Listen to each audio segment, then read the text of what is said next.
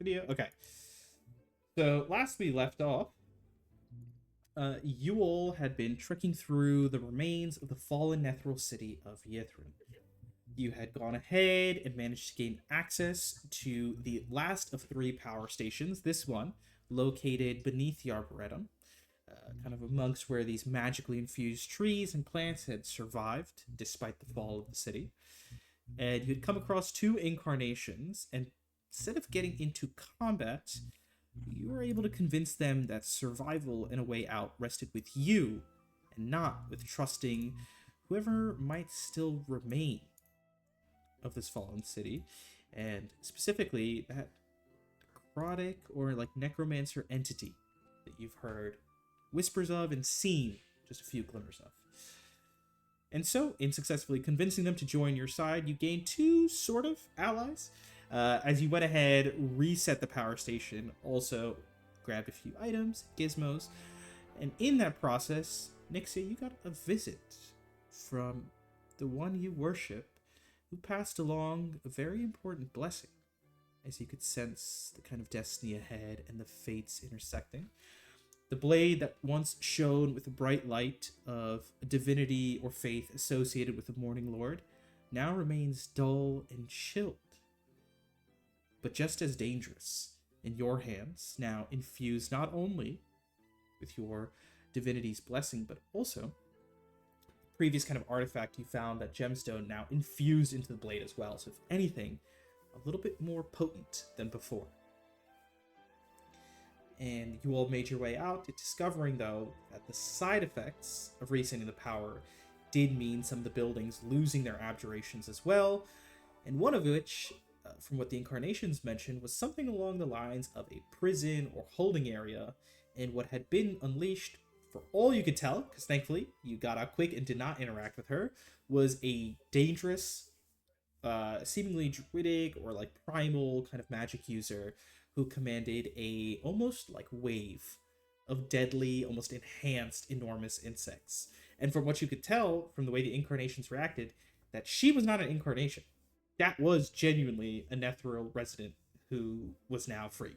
And not in a good way, because she immediately started descending and destroying stuff. So, you all reconvened where you believed the engine room entrance to be, the center of the city, before the skyship docks, out in the central plaza, where you coordinated and met with Azric and his crew, and Thessos and his crew. They had kind of rallied some of the other surviving mercenaries and mages and mage knights to hold a line here in the central area, recognizing that this was the key location, the key junction. And so waves of undead, rogue constructs were fighting.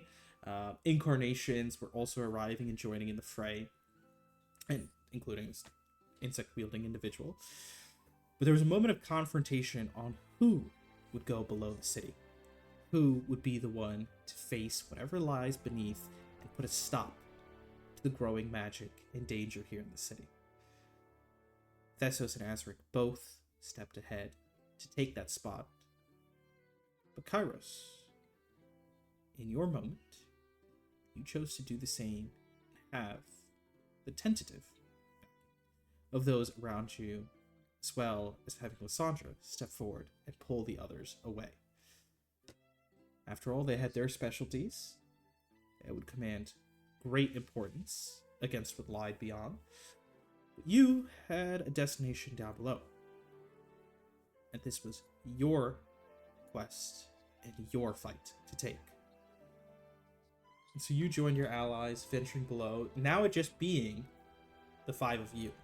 No more Lysandra, no more others, just the five of you that ventured below. Eventually coming across what was once this kind of beautiful, ornate lobby, or kind of like, almost like a little bit of a courtyard before the engine room, and you could actually see some sort of magical gateway.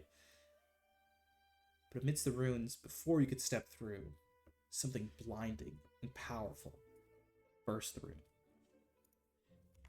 A great and terrible light began to brighten and almost burn through your eyes as a divine entity, a great ball of light, descended down. Immediately you all could recognize the celestial presence. But this thing was not here to help. As it began to singe and burn, you only heard one phrase echo through your minds, an innate understanding. I'm sorry. That is what your mortal minds comprehended as the light grew brighter. I'm going to go ahead and ask everyone to roll initiative. What up? God. Oh, Also accident boy. canceled. Sorry, Evan. No dialoguing around this one. I mean, you can still talk. It's just initiative to keep track. Oh, sure. Okay. Yep, that about sums up my luck. I mean, you can try. Go forth. Oh! Hey. Hell yeah. Okay. 221. Corinne, just remember, I think we had previously cast a spell on you for... Yeah, you got engaged. Yeah. Yeah. We're married. We're in a political marriage. Very cool, awesome Very relationship. warding bond. Yeah. Cradle robber. Yes, and as a quick note, in terms of warding bond, I believe, Brian, you mentioned it last time, but it is going to be half damage dealt to either of you, and pretty much the other person takes the other half, right? Yeah. Yep. Sweet, and I think that lasts for a while, plus, too, right? plus a higher AC. I think it's a Right. plus. Dude, Check that. yeah, real quick, double check just to make sure, is it both of you get plus 1 AC, or I think just one of you gets it? Just one. Okay. And that is on Nixia, I believe. So, Nixia, you are at 15 AC for now. Hell yeah. Okay. Oh, and it's not just it's a plus 1 to AC and saving throws. Okay, and second throws, good call. And with that, you guys actually rolled really well on initiative, so I'm going to turn it over to Nixia to start this off. I'm going to put you ahead of Ame for now, just because of Nat 20, but if you guys want to swap who goes first, totally fine. You're in the same, like, Please go first. same number. Okay. I'm begging. In that case, I'm going to cast. I'm gonna cast Beacon of Hope on everyone. Just in case. It just means that everyone will get max healing. And you have advantage on wisdom saves, death saves, and yeah. Oh, thank you. Thank God. So Godspeed, soldiers. I'm gonna pull out my sword and look around. We're not talking to this thing, right?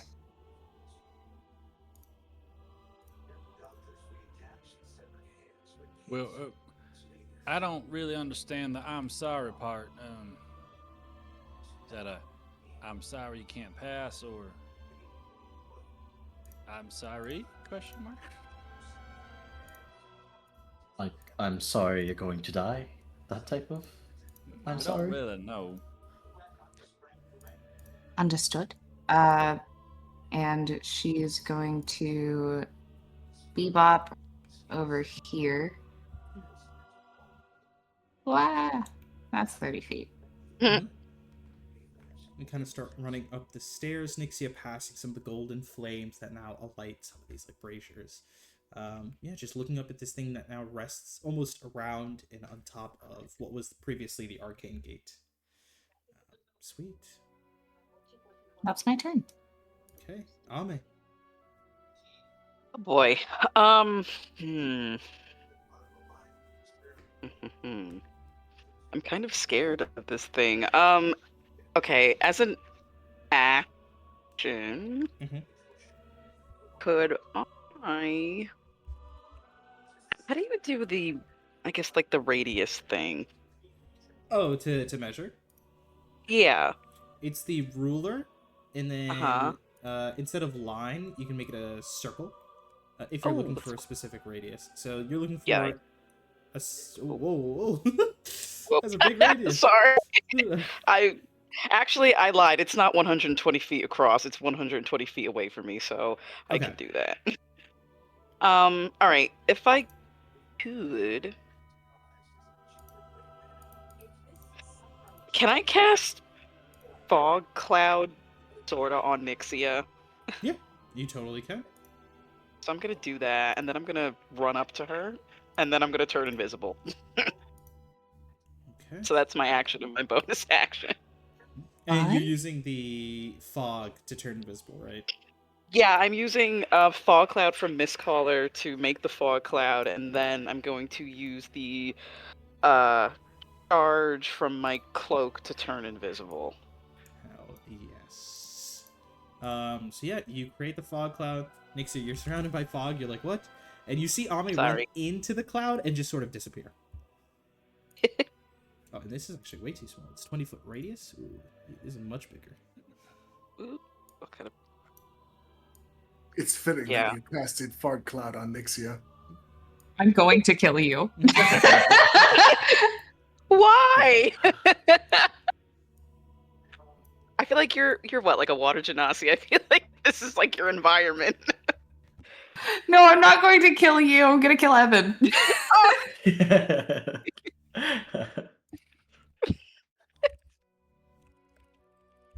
Hiding in the fart gas. Ah! Go ahead, Nixie. That's fine. That's it for me. Okay. I think that leaves Strike up next. Anything you Yeah. want to do? Is this thing floating? The entity. Oh yeah, it's hovering. Can I do a some type of check to determine whether or not, like, I don't know, maybe like a strength check, just to like gather whether or not this, like, he perceives this as like literally a deity where we're gonna be fighting a god, or if like this is some type of like entity that is within the realm of possibility of conflict. Is there something I can do with that? I know it's kind of like a size up type thing, but You mean I mean, like you you want described it as like a deity, right? It's but I like don't a know celestial. Yeah. So, well, celestial and like deity is, at least to me, means different things, right? If Yeah. it's a god, then that's one thing. We're obviously not fighting it. Yes. But if it's some type of like entity that sure has a celestial heritage, then that's a different thing, right? Yeah, I will say no check needed. You know, this is not like a full god or anything like that. This is just a powerful like celestial being. So maybe it's attached to a domain, but it itself is no god. Gotcha. Okay.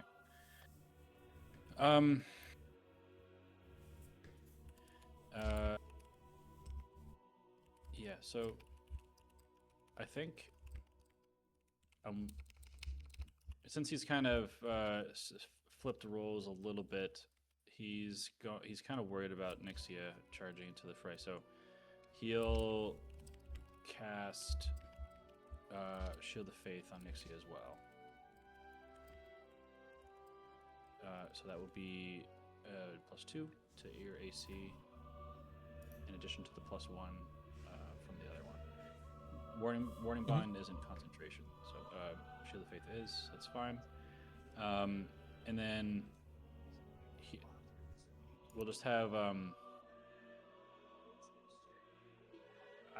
be honest, I'm not. Is there any cover here, or is it just low walls and courtyards?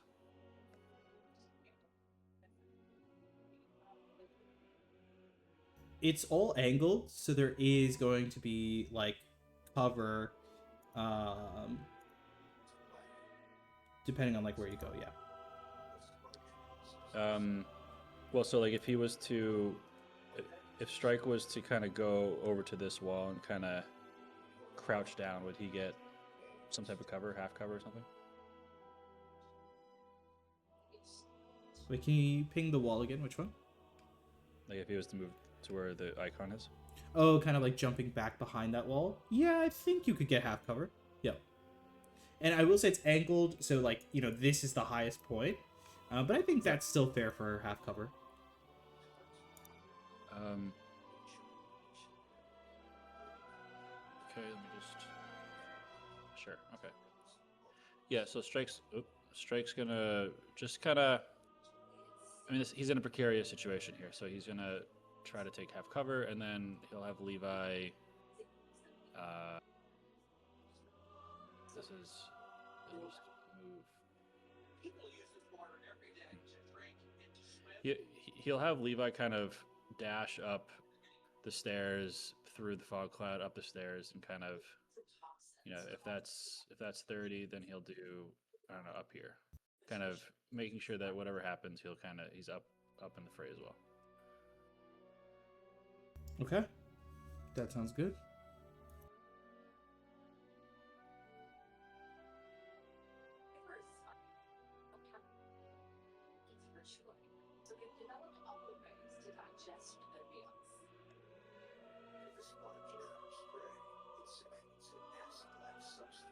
So Nixie is currently at 17 AC, or no, an additional 2. What was she at? With Warding Bond, I was at 15, so with Shield of Faith on top of that, what's the bonus again? +2. Oh boy. Okay, so I should be at 17. Gotta upgrade that armor of yours. My fault. It's all that You're awesome broke. It's all that awesome clothing she's wearing. Can't get that off if you look that good. I'm wearing a dress.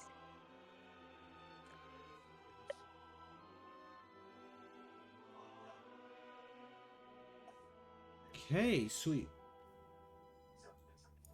With that strike, that is your turn. Our new buddy, you see, just waiting there, and as Levi begins to approach, this ball of almost like pure light begins to glow a little brighter, and approach.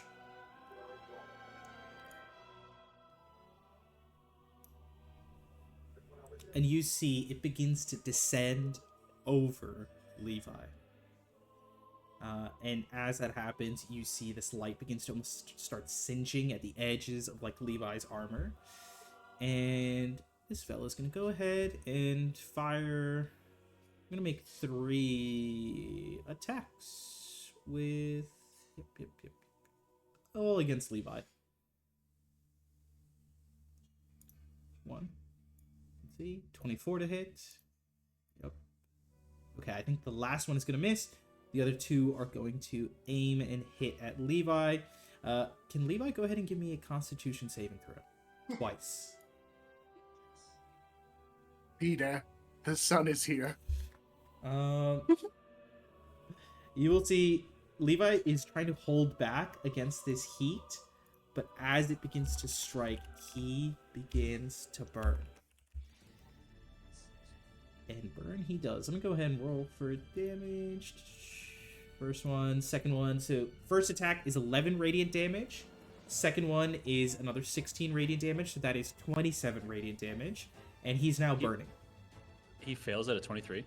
I It's +3 on top of this. +3 on top of this. So 23 succeeds and 20 will succeed. I thought it was 17. So Okay. Yeah, never mind. sorry. So I was on takes... mute. I was over here singing "Here Comes the Sun" by the Beatles, and no one heard me. So but all right, all right. So he's fine for now. He still takes 27 points of damage, but he's not burning. Oh, I see. All right, Yeah. So that's the on hit, but the effect succeeds against. So he is not burning, but he is having chunks kind of melt away as he's stuck here. And I will say, this bright... Okay, fog cloud is not considered darkness, so it is fine. The light that is shining through is like blinding through the fog cloud, but because it's obscuring, right, it's all these water particles, it's bright, but it still is not shining through the fog cloud, if that makes sense, right? You guys are still kind of silhouetted. And that is its first round, just burning away at You said- Levi. You said he's stuck there. There's no grapple or anything. He just No. It's just currently- like he's plopped on top. Yeah, Gotcha. the divine entity is just sitting on top. Kairos, Okay. what would you like to do? Hi. I think that like, I'm sorry, he's throwing me off. So, do you want? Is there also like a check I can do to see like maybe an insight? I have horrible insight actually. Can I also do another check to see what this thing is? Yeah, if you want to make a religion check. There we go. 17. 17. Okay, you're recognizing it is a powerful celestial creature. You actually notice this is a little different. Most celestial entities will have some level of more like shape they take on, right? Usually it's a reflection of the faith, the followers, the domain, right? What's odd is the first thing you glance is this power of light, right? So you're kind of like, hey, maybe this is like tied to the Morning Lord. But the Morning Lord's celestials that you're aware of tend to be a little bit more coherent in their shape, right? They because the Morning Lord, though he kind of is tied to the dawn and the light, is also very like mortal god. Oftentimes, the entities will still take on mortal forms unless they're in like a unique area, right? Like let's say in a celestial plane. But they generally, in front of people, will take on a humanoid form. This thing feels odd in the way it's kind of remaining. And again, it's like, for a second you're like, oh, is it Morning Lord? And then you're like, maybe not. There's something... I think the closest word you can think of is like old. Or like kind of open about this thing. Okay. Oh wait, until it's his turn. No, it's something you want. Oh, you well, mentioned just it, I yeah. guess maybe just minorly above table. I just realized that we are in a Netheril city, and we have Yeah. experienced powerful beings already Change. in other Netheril city parts. So I'm wondering if there's Yeah. connection there. Yeah, because I was thinking about the devil that we Yep. met. He was like chained, and that's just throwing me off. And sorry, like, can I also check? Is that a portal behind it? Yeah, that was the Like, gate what you is this saw. thing? Yep. That was like a gate you Okay. saw. I will say, you're And- mentioning the devil example. Do you want to make an Arcana check on this? Because religion is just like the nature of Yeah. this thing. Are you trying to also make I- an Arcana check? Yeah, that was my angle. I wanted to see like what is it doing here, and like how does it here, like that stuff. Mhm. Oh no, that was a Oh. 10. I'll wait for strike. Yeah, he has his own ideas. He'll try again. Yeah. Okay. Yeah, 10. I think you're just Yeah. not sure right now. I think it's Yeah. not that it's not possible, but you're just like, right now, you kind of took a second to stare directly at this blinding thing, and you're like, you look around, and all you see is like the black spots, and you're like, I might need to go get this fixed real quick. And you just kind of have that like blinding sensation that's making it a little harder to see. But yeah, those, we'll say free action. Up to you if you want to do free action for both of them. But you still have Yeah. action bonus I action. Yep, I'm just going to walk over here Mhm. behind the staircase. I'm going to send my little owl buddy maybe right here, kind of on top of like some sort of stonework. I'm going to shout out to it, saying, "Why are you sorry?" And just kind of like hide behind the staircase to see its response. Okay. And depending on its response, then it's okay if I can choose my action. Okay. It's another free action, so it's high DC, but try and make a persuasion Yeah. check. I'm great at those, man. Persuasion. Here you go. 18. Actually, not bad. Not bad. Let's go roll for this guy.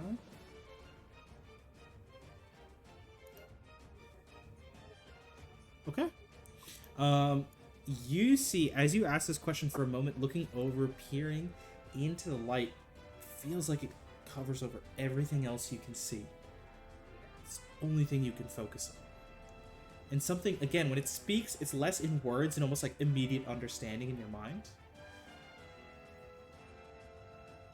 You cannot pass.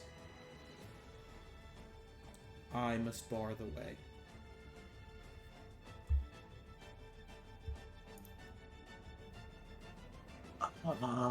Okay. I will yell out saying, it's guarding the portal. I don't know what to do. And yeah, it's great. I think I'll just shoot off a ray of frost at it. Okay. Just to test its reaction. Yeah, let me just go ahead. 23. 23. Yep. Does it hit? That will hit. Awesome.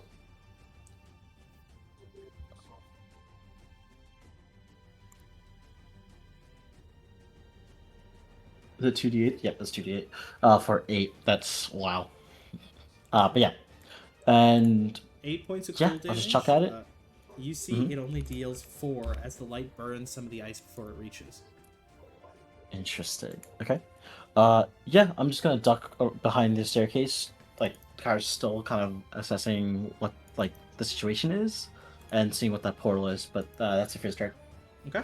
And I would say it's still slowed. You still get the 10-foot slow, it's just the damage is resistant. Yeah. V, what would you like to do? That's within range, and it's obvious that this thing's trying to kill us. So, spiritual weapon. It's Oh my I don't know, I don't know why it keeps popping in giant like that. Keep it. But yeah, another ball of light to play with. He has a friend now. Mm-hmm. And taking a swipe at it. That hits. And because it is force damage, it is not resisted, and all 13 goes through. Alright. Then I'll harmonize with Ame, and that's my turn. Oh yeah, Okay. Ame, you should have 5 temp HP if you didn't Okay. already. Okay. And with that, Nixie, we're back at the top of the round. Something odd here with this celestial being. What do you want to do? Yeah. Yeah, scratch his butt. I don't know.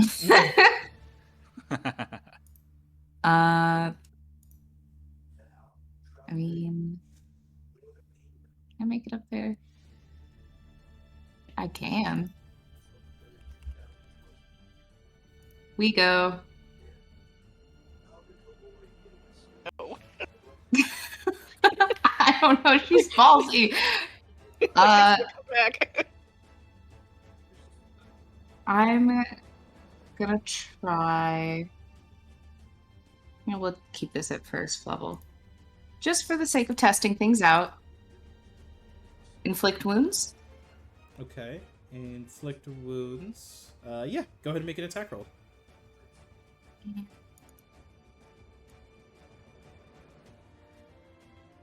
Let's see how that goes. 8. Okay, that should be a 25. 25 to hit. 25 does hit. Cool. Do it. And that's 3d10 necrotic. Huh, okay, well, there you go again. Very average. Perfectly balanced.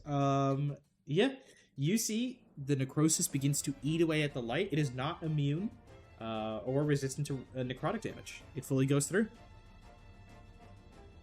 That's my last first level spot, but I at least know necrotic works, because that's the other thing I have besides cold. Hell yeah. Anything else for Nixie?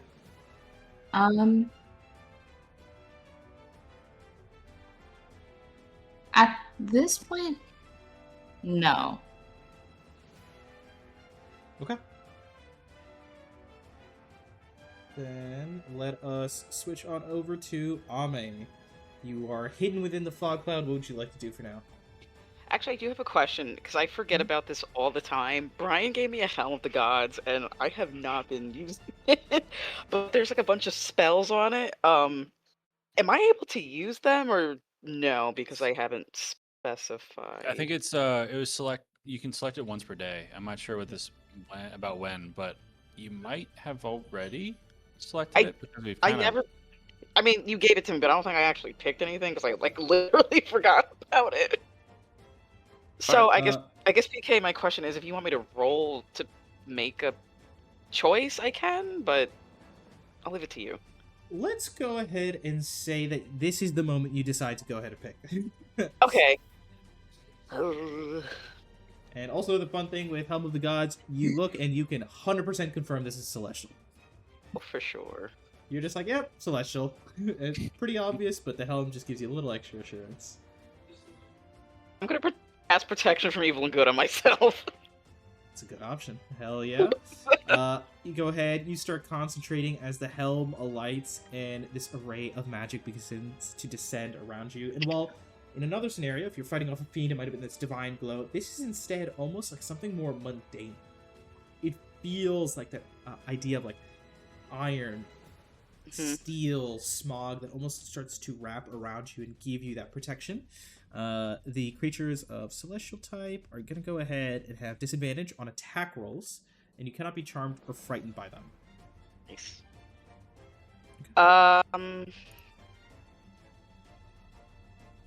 It's an action, right? Spellcasting. It's not a bonus Correct. action. Alright, so... And if I... Did I break invisibility because I used an action, or... Yeah. Because you cast a spell, it does break invisibility, yep. Alright. I'm still gonna stay in my fog cloud, I think. Can I...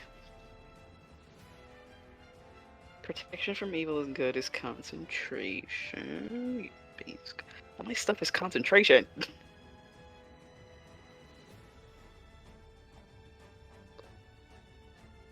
My god. Alright, I guess fog cloud doesn't really matter much anymore, so I'll just... Actually...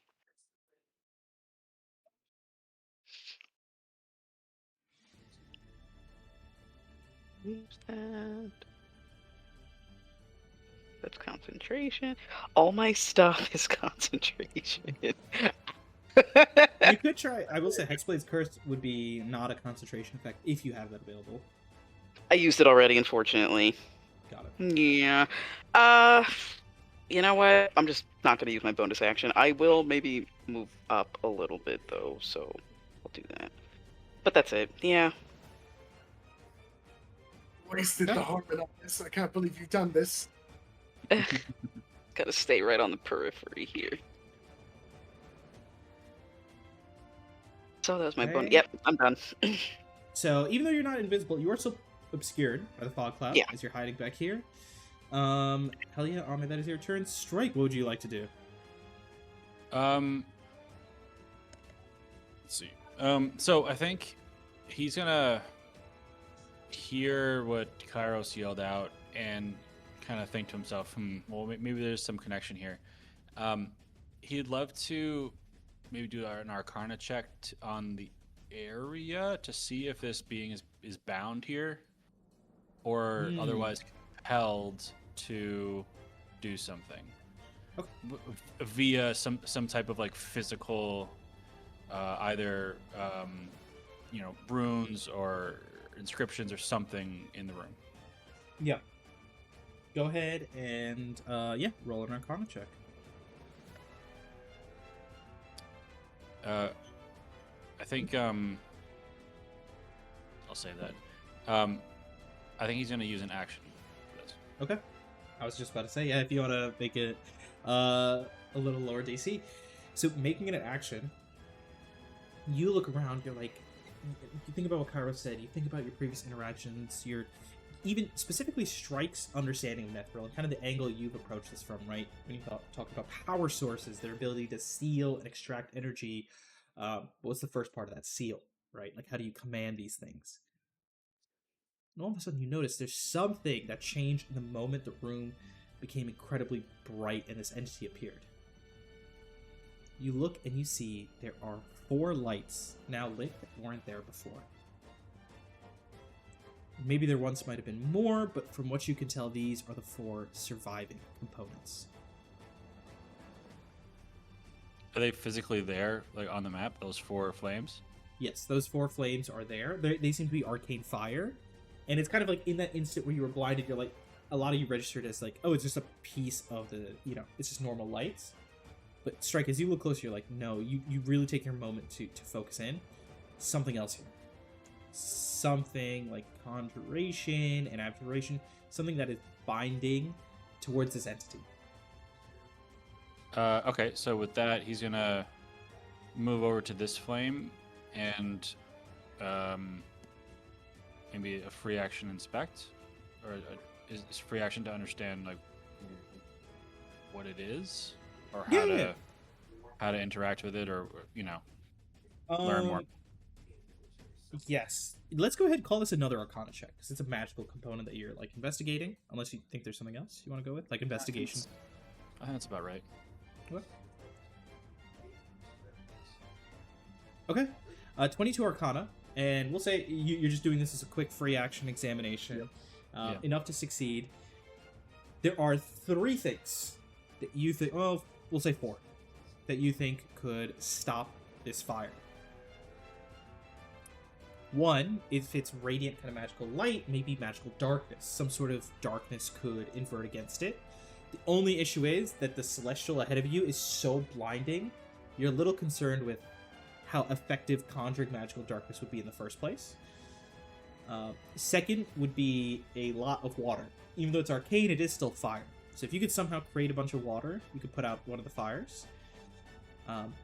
Third, you just saw how Nixia's inflict wounds interacted with this celestial. It definitely did damage. It didn't, take it out all the way, but it did damage. And then you look down at these bits of light and you're like, what if you use necrotic energies to tamper these out?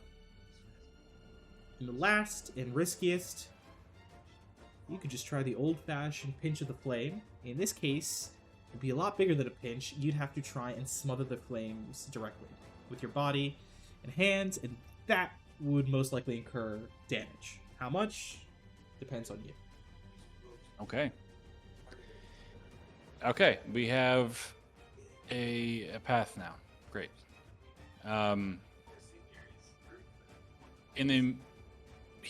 Strike's gonna yell that out, particularly to Kairos, because he kind of spurred that thought. Kairos, the flame next to you. We just need to put it out. And then we'll give hints at kind of what he thinks might help. And just to kind of keep things moving, he's going to instruct Levi to use 2 of his hit dice to heal. Okay. So I'm gonna roll those. We can continue, but I'll figure that out. Okay. And that brings us over to the Miracle's turn. Oh, sorry, Strike. Technically, this would happen at the start of your turn because it's also Levi's turn. Could Levi go ahead and give me a Wisdom save? And real quick, Nixia, I forgot that Inflict Wounds is also a touch. Can you go ahead and give me a Wisdom save as well? Yeah. Also, Levi's HP just went up to 33. Okay. Let's go ahead and bump Or him up. I think it was at 13, if I did Yep. my math right. All right. Okay. Wisdom Up. save. Wow. Okay. So as Levi starts Oh its god. turn within the light, he will begin to continue to melt. Oh, wait, what's the, Nixia's aura? That's a wisdom save too, right? It's not up right now. Oh, okay, gotcha. And then Nixia, even though you touch directly onto the light, an 18 will be just enough to succeed on the save, so you do not take radiant damage or burn your hand against it. Perfect. And sorry, you said Levi's burning now, right? He just like melts a little. He hasn't taken the condition yet. Posty. He failed something but hasn't taken any condition? He took he's gonna take 5 points of radiant damage. Oh, I missed that. Okay. Yep. He's not gonna conditionally burn. Like not every turn, not quite yet. But now on the Living Miracle's turn, let's see if we can switch that up a little bit. We are going to light up a little bit here. You see, having taken necrotic damage, light begins to twist and shift within this ball, and for a moment, it all encloses. And this massive sphere becomes a singular point no more than maybe a few inches in diameter. And everything begins to darken all around your vision. Like you're entering into the void. And for a moment, all that is here is a point of light and a void of darkness. And then it erupts. A blast that seems to mimic a cosmic eruption explodes outwards, and I'm going to need everyone in a 30-foot radius, so I believe that is going to be my friends here. Circle. Nope, square. Circle. 30-foot radius. Ame, Levi, Nixia. And in this scenario, I'm actually going to need V to also make this save. I will need you guys to each make con saves. Yes. 18. Nice. Does Oh no, Nixie. Warding Bond do anything for that? I don't I think remember. it's a plus one to saves. Yep. Oh boy, a 3. Yay. 3. That is going to be to Nixia 37 points of radiant damage. Holy It's shit. half, My though. God. It's That is half. half. Half. Half? Okay. So instead of 37, you are going to take 18. And Much better. 19 will go to strike. Cool. I'm gonna I rolled back up, really I high on the promise. dice. So, and then that is a failure on your part. Levi, I think, gets a +5 on top of that 15, right? Plus 3 on top Plus of that. 3, so 18 is just going to succeed. So Yes. Levi, V, and Ame are going to take half of that 37, so you guys are just going to take 18 points of damage each. Or sorry, 19 points of damage each. Okay. And Nixia, you are blinded. Ah. As your eyes begin to sear, and actually, you rolled really low, so I get to add something else on top of this. My God, he's smiling. No, I'm not. Roll D20. If you did not have Warding Bond, this would have been a major injury, but instead, this will just be a little minor one. You watch as your skin begins to blister all around Nixia, like this ice cold, cool skin. As the heat strikes, just begins to like burn at the edges. You get minor blisters as an injury. If you fail a dexterity or strength check, you will be dealt additional necrotic damage. Just a little injury.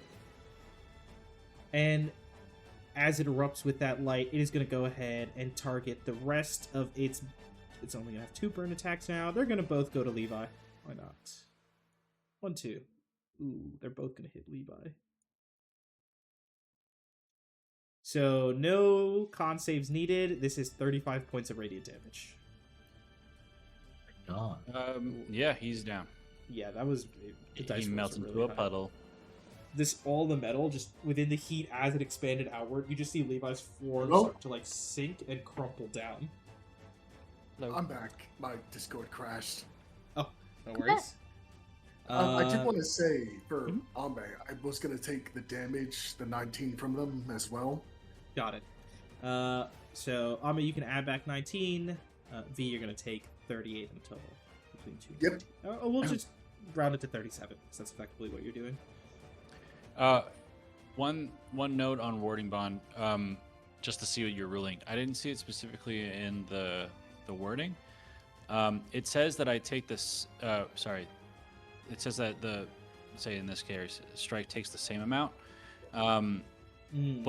But is there a way of? It doesn't say specifically that there's no way of reducing that further. I know some spells have that. Yep. In this instance, could I have used like? Sorry. I could have used absorb elements. Correct. To reduce it even further, right? Correct. Yeah, unless it specifies you cannot reduce, I think you could totally do that interaction. Like if it was fire damage, you'd be able to absorb on your end as well. Gotcha. Okay. All right. In that case, nothing applies. But yeah. All right. Good to go. Good question. Yeah, it just kind of melts Levi into a puddle, and as you are still burning within the light, Nixia, you are overcome with a sense of awe at the power of the light. Despite all that you've seen, all that you've been exposed to, for a moment something begins to waver. It's going to use its bonus action to use Worship. I can only see you, because I melted Levi. Go ahead and give me a Wisdom saving throw. Oh dear. That's Oh no, not another. Actually, I feel like having whatever. This isn't Lathander's Celestial. I think we've. It's not, yeah. But like, this doesn't seem so bad. And there is an element, right? Because worship is not always out of adoration. Sometimes it's out of fear. And I think that is what overcomes Nixie at this moment, is what to do to survive the scenario. Something creeps in the back of your mind, and as you fail that saving throw, you are going to go ahead and have your speed reduced to 0, and you are forced to remain prone until the end of your next turn. As you get down and worship. A 13 won't make her pass, right? She did 13. Oh no, that will not make her pass. Right. Just checking. Yep, no worries. And with that, Kairos, it is your turn. What the hell? Okay. Since Strike mentioned that comment, I'm going to think for a second and then yell out to him, "The jug, the jug!" And I'm going to look at the flame in front of me, and I'm going to cast Chill Touch on it. Not physically touching it, but almost project my magic to cast that skeletal arm, and I'll try to snuff it out. Okay, go ahead and roll and attack roll. All right. 22 hits.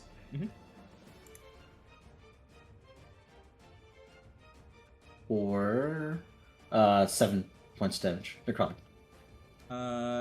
You are gonna bring this fella down, but not quite out. But the flame begins to taper, and let me see.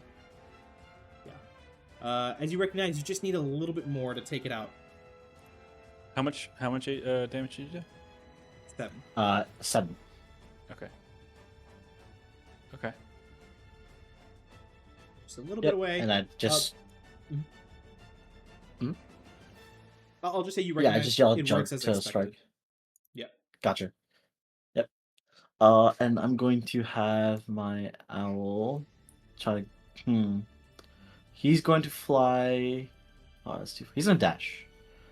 He's going to dash here, and he's gonna take a look at the portal. If he can make a perception check or something or anything, just see if the portal is fluctuating or anything. Okay, I see what you mean. Is there something going wrong? Yeah. With it? Yep. Yes. Yep. Go for Would it. that be yeah? Okay. Yeah. If sorry. You make Arcana. Yep. It technically would be his role because I'm not. Sorry, my internet's kind of whack right now, but No worries. it technically would Go be close his, the right? door. No. His what? Okay, so let me just do it. He has -2, but 13. I see. 13. Yeah, I see what you mean. You're having Archie make the Arcana check. Gateway looks Yeah. fine. From all the owl can tell, it's still open. Let me word it better. What Archie can see is it's still active. Open is a different word. That Archie can't Gotcha. tell, but it's there. Okay. Yeah, that's it for my turn. I'm just trying Okay. to stuff this flame out. Yes. V, it is your turn, and then Nixia. Alright, take another whack. An 11, unfortunately, is going to miss against this entity. And actually, are you within range? No, you're an Ame. Okay, so you should be good. Actually, never mind. You are totally within range. Go ahead and give me a Wisdom saving throw for V as you are looking and targeting this entity. Within the bright lights, you will take 7 points of radiant damage, just by being within this general vicinity of this thing and looking upon it.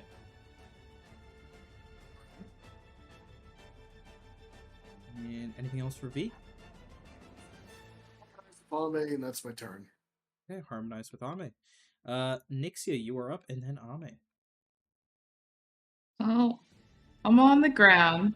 I was gonna get the fuck out of Dodge, but I'm on the floor. So what we're gonna do is, how far is everyone? Too far.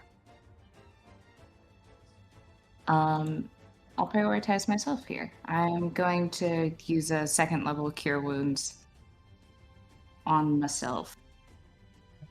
And since there's Beacon of Hope, that would just be Yep. Down. maxed out. Actually, sorry. Did you make a concentration check for Beacon of Hope? I didn't.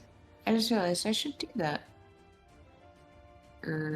So sorry, that was when I was mentioning before, as you roll that. I guess I wasn't mentioning the aura. It was Beacon of Hope that I was referring to. Got it. Like in terms Oh, of. yeah. Oh. Because he rolled. I'm not sure what the roll was. What was it? Oh, yeah, he rolled a nat 1 on Wisdom. Mhm. Is it advantage on saving? Oh wait, throws? yes, it is wisdom saving throws that get advantage. I just realized I might not even be groveling right now if I remember that.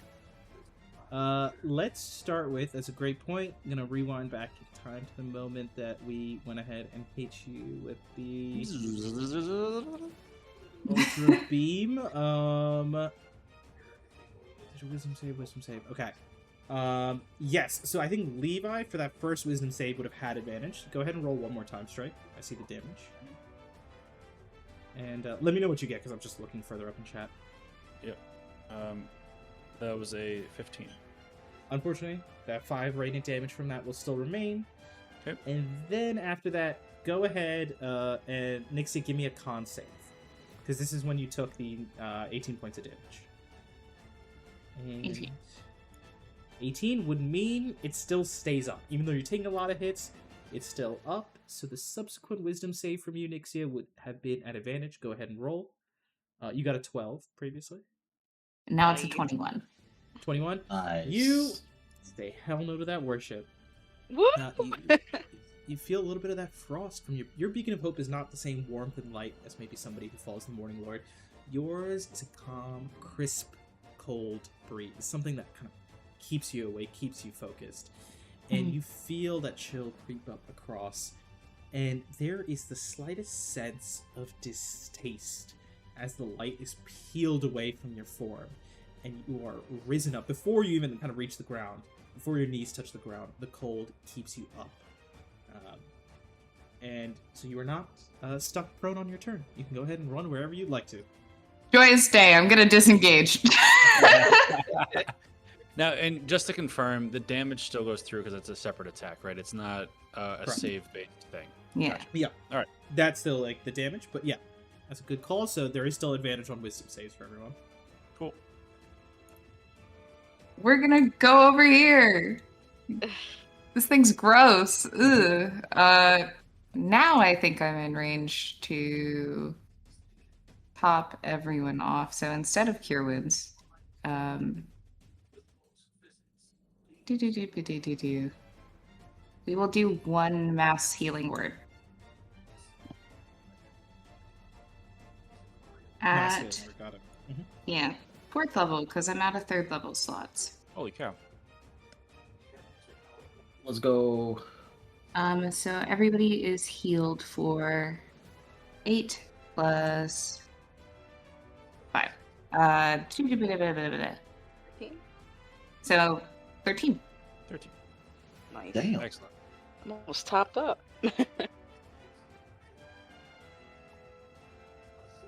And I believe that should be my turn. Hell yeah. 19's And- better than nothing. With that, Ame, it is over to you. Did I miss a potential weakness of this thing when I stepped away? I thought Kairos maybe had learned something, or am I just misunderstanding?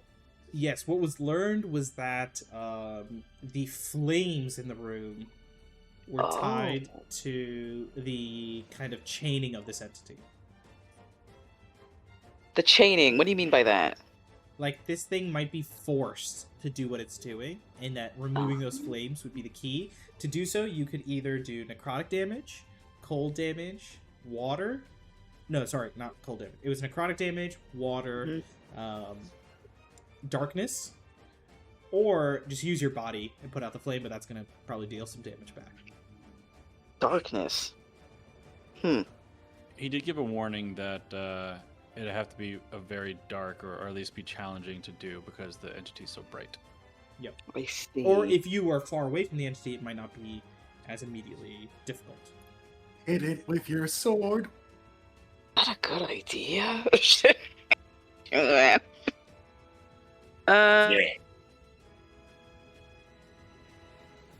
Do I get the feeling it'd be effective if I did that? BK? You're not sure, at least what Strike and Kairos have said, your sword's base damage isn't any of the things that would deal that extra oomph to it. But it is But- magical, so it should go through, right? If it's what? Is Almid's sword magical? It is. It is, but it seems like there's specific types of damage that work against. This is the fire, the fires, the entity. Sorry, Asia, I might have missed. Were you asking about the entity or the fires? No, the fires. Okay. Yeah. The fires have specific. The sword looks like it would work against the entity. You don't think it's. It doesn't look like it would resist the damage you have, which is magic, just magic slashing. All right. Just look at something real quick. All right. I'm gonna, I guess, go for an attack against it, and I did save on maintaining protection from evil and good. Oh yeah.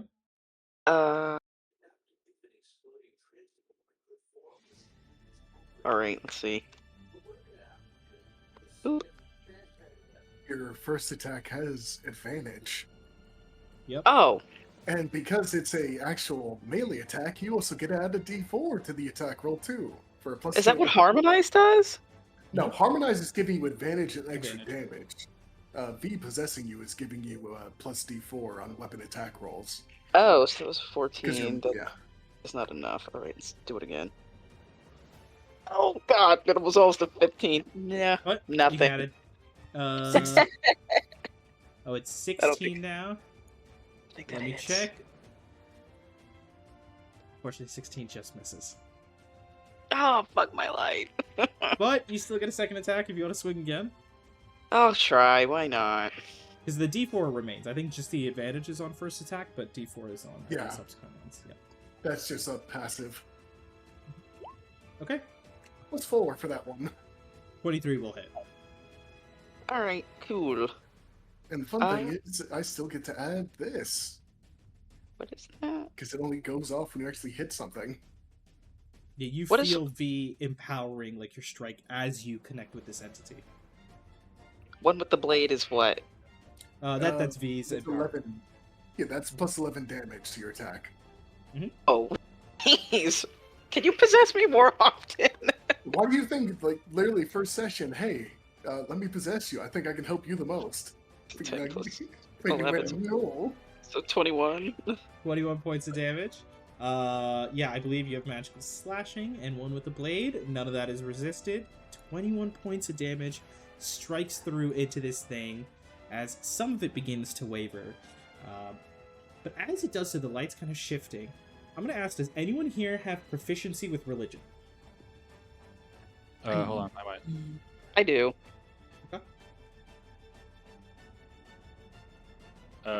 Yes. Yes. Okay.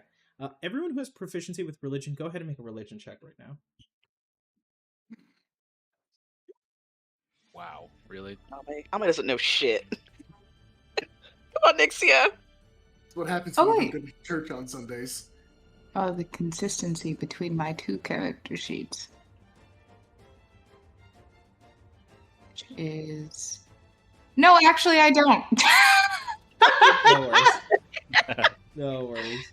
You're a Uh, cleric. Says I... Hey, I you wasn't needed part to of the run, but- church. Yeah. We have a personal relationship. Religion is all about knowing a bunch of gods, and in this moment, unfortunately, Strike Name, you're caught up in the heat, and Strike, you kind of have the information that's in front of you, so you're more focused on that. So even though this form wavers, you're not quite. You guys don't pick up on anything. No worries. It's just a general check. But Ame, it's still your turn in terms of like you made 2 attacks. Yeah. I think you still have your bonus action, right? Yeah. I'm gonna. Ooh, actually, does the Misty Step work if I'm in the fog cloud, or do I just have it as having my sword on me? This is from your sword, right? Yeah. I believe your sword is not limited to fog cloud or anything like that. Your Okay, sword great. can use the spells wherever. Yep. Brian says no, so I believe him. Yeah. I'm gonna Misty Step out. Yeah. Just go Okay. yoink right here. Back into the mist, hell yeah. You almost like Oh. fade back into the fog, looking like it. Anything else? That's my action. My bonus action. Nope, I'm okay. Hell yeah. Strike. What would you like to do? You and Karos have uncovered the weakness to the flames here. So Strike will hear what Cairo said, but then realize that the alchemy jug is not going to work as fast as we need it to. It's definitely not a combat item. So I think is this? Yeah. Okay. He's instead going to. Yeah. All right. He's gonna use Toll the Dead. Mhm. On Ooh, okay. On this, which is unfortunately it isn't missing any HP, so it's a reduced. Oh, I mean, does this even have a? It's a Wisdom save. I'll say for the purposes of this, it will make a save. Interesting. Okay. What Yeah, is that's your spell save DC for Strike? 18. 18. That is a failure on its end. Go ahead and roll. I think it's 2d8 because it's uninjured. Yep. Where's that page? 2d8. Give me some good stuff. Hell yeah. That is enough damage as you ring the bell, and this flame disappears. Right. I'll yell out to Kairos. Well, I guess if he sees Ame heading in that direction. 1 went out. Necrotic damage. And then he'll move over to the next one. Yeah. We'll do that. And so, Strike, you start running over. Anything else on your turn? Let's see. 60.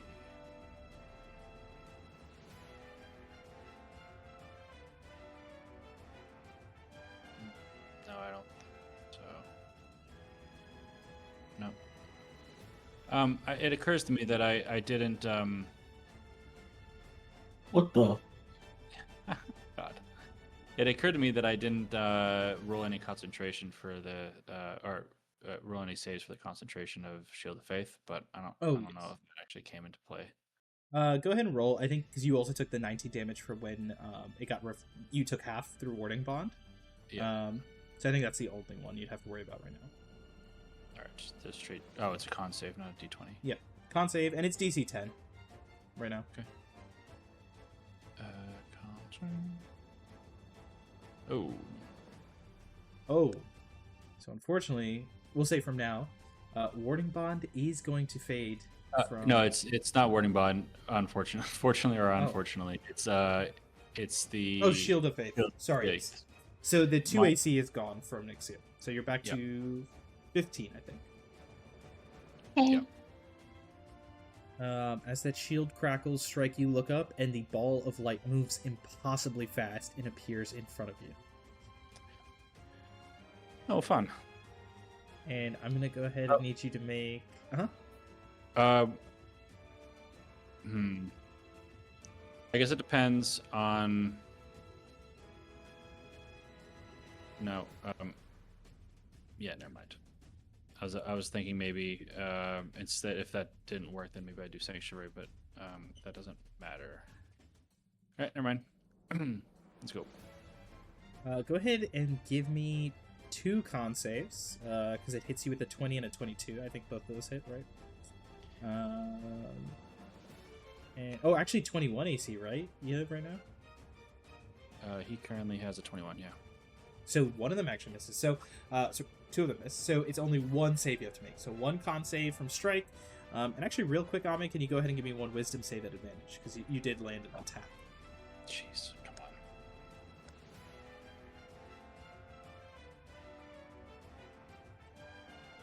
Strike, on your end, you are going to take 18 points of radiant damage and begin to burn. Oh, fun. Okay. Burn 17 whiz. Asia on I your also end. take that 18, is that correct? Nope, it's one directional. Yeah. Oh, okay. Oh wait, sorry, you were making a wisdom save at a D4 for Ame. +4. Oh, shit.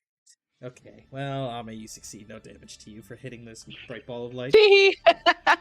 But Strike, you take 18. You begin to burn. While burning, you're going to take 1d8 radiant damage at the start of your turn. You can try to either make a wisdom check or use your action to remove it. The wisdom check you can make as a bonus action. The putting it out directly is a full action. So it's either or. Yep. And I will let you know, if you get hit while you're burning, it's just going to burn harder. So just letting you keep that in mind. And why don't we go ahead, Strike, as you gaze upon this bright, beautiful ball of light as it sears your skin, go ahead and give me a wisdom saving throw. And Kairos, please do the same. No. Oh, no. Oh my God.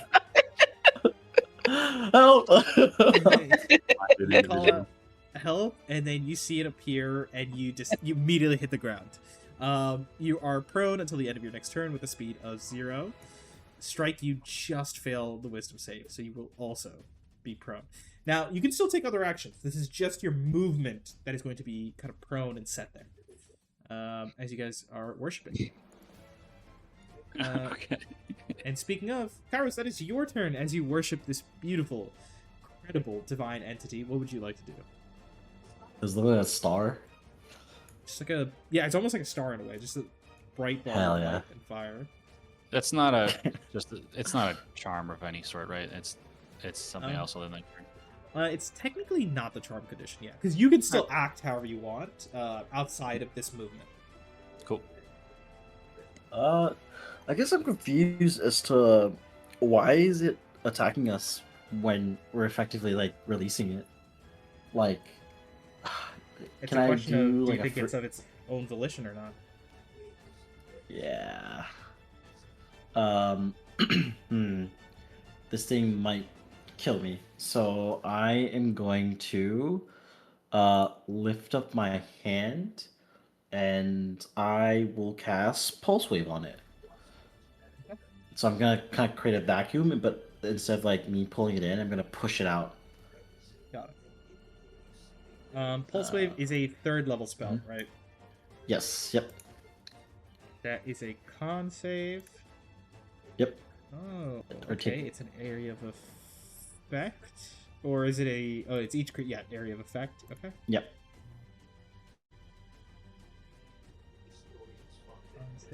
And if it fails... Mhm. Yeah, if it fails, I get to push an extra 5 feet because of my other gravity well effect. I see. Mhm. Let's see. Con, it is a bright ball of light, so its con's pretty good. And yet I rolled terrible. That is a failed saving throw. Yes! Take that 66. Oh shit. Yes. 20 points of force damage, and I'm going to push it back 20 feet away. And I'm going to yell out to Strike, hurry up! And then I, like, groveling on the floor, try to get back up. But, yeah, can I get back up, or am I Still stuck stuck. with this one? It's at the end of your Yeah. turn. So you're still Gotcha. prone, but next turn Yeah. you'll be fine. Okay. Before And we... say, Oh, go ahead. Mhm. Yep. Oh no, I was just gonna say my owl will do the same thing. It's gonna peer into the portal.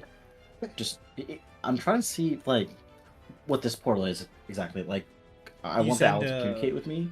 Do you send your owl through? Fuck no. I'm gonna have Then it yeah, it look just at looks it. normal.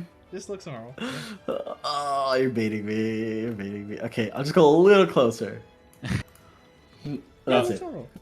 Before V takes a turn, I'd love to ask if a DM question, whether or not Strike could adjust part of his role, Yeah, go for it. or a previous action. The damage that the sun being occurred to him, he does have a reaction that he could have done Yeah. that might have negated some of that. Could he? Yeah. If you Alright. want to go back and have like reduce the damage, go for it. All right, so he's going to use the charge of his armor to reduce the attacking roll by 4. Got it. The attack roll itself, right? The attack roll itself. That is going to... God damn it, Strike. That's gonna miss. Go ahead and give me Good Good job, Ryan. 18 hit points back, and you are not burning. You're still on the ground worshipping, but you're not burning. Fuck yeah. See, it just takes a little bit of time for the gears to turn, you know? No worries. And as you are... It's like the searing light is there, but it's your armor activating and holding it back. V, inside of Ame, what would you like to do? And then Nixia, you're up next. The group is kind of getting their asses kicked. So now's as good as time as any to manifest, I suppose. Okay. And they're trying to extinguish these lights, so... Yeah, I suppose what I'm gonna do is the inner wolf form is going to pop out of Ame, leaping towards the nearby flame here. And I wanted to try something weird. Mm-hmm. Essentially, I imagine when V manifests to interact with the physical world, there's a surge of necrotic ghostly energy. Would that be the case? Yeah, there's some, like, energy. Yeah, this, like, twisted necrosis. Yep. I was wondering if there is a way to direct that towards the flame. For example, pretty much when I manifest, I gain a shit ton of temporary HP, which I imagine is the energy keeping me semi-physical. Could I direct some of that to try and extinguish this flame? Yeah, you could. How much temporary hit points would you like to give up to try this out? 35. 35. Okay, with My 35 hit points, you do not need to roll as you just turn into wolf. Or wolf just leaps out of you, Ame, and just at the flame. And for a moment, what does it look like as you send this temporary hit points, like this energy out? Like, how does that manifest? I imagine it's the kind of dark blue flames that are ever burning across V's spectral body. They kind of fly through the air to wrap around that fire, to essentially translate it into the ghostly flame that covers V, before causing it to just poof out of existence. like dispelling it after assimilating it almost. Flames wrapping up, and like you said, burning and just vanishing. And that is 2 out of 4 lights gone, and you just got, and one of them's injured from Kairos. So you were almost there, but the light is still potent. The Celestial's still holding on to whatever commands or directive it's been given. All right, and I assume that took my action to do that. Yes, we'll call it your action. Yeah. And yeah, I suppose I use a bonus action to take on this form, and yeah, that's my turn. Okay. With that, top of initiative, 2 flames down, 2 still remaining as the light begins to almost seemingly shift around at which targets to go after. Nixia, it is your turn.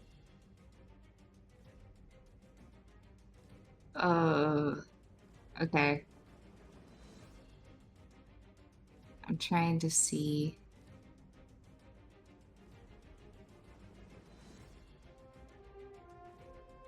That's 30 feet. I can do that. I think I'm not leaving the range by being here, right?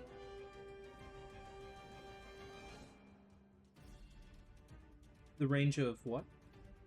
Attack of opportunity. I'm trying to avoid that by staying in the range of the Celestial. You are all good in this case for attacks of opportunity. Slay.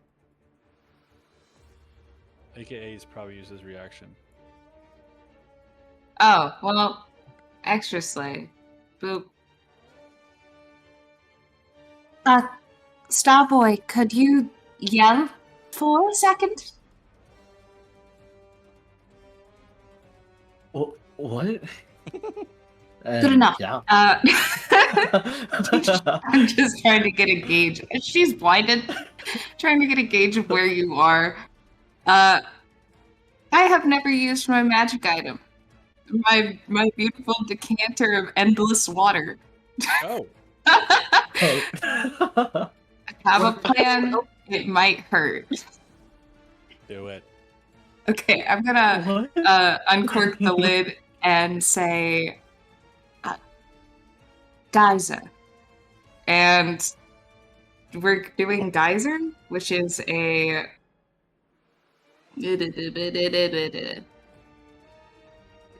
It's 30 gallons of water in a geyser that shoots 30 long and 1 foot wide. See, really that's exactly quick, what we wanted. Give me a con save, Nixia, because I think at the end of your last turn you would have been able to try and save against the blindness. So we'll see if your eyes open up right before you shoot this off. It's like, I have a plan! A fire hose. Time to give Nope, Kairos see- a bath. Still blinded, but Kairos, you're screaming. I'm gonna ask you, give me what kind of check do you want to go for accurate screaming or like volume of screaming? Perception. Perception, probably. Okay, hell yeah.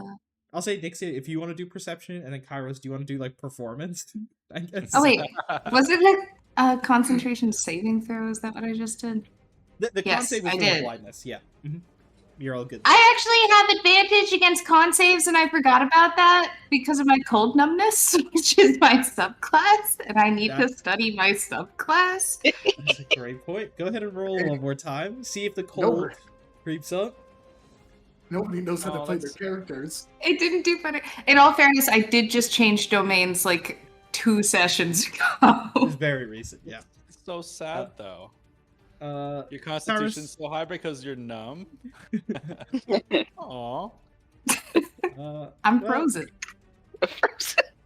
supposedly high. I think these are still failures, unfortunately.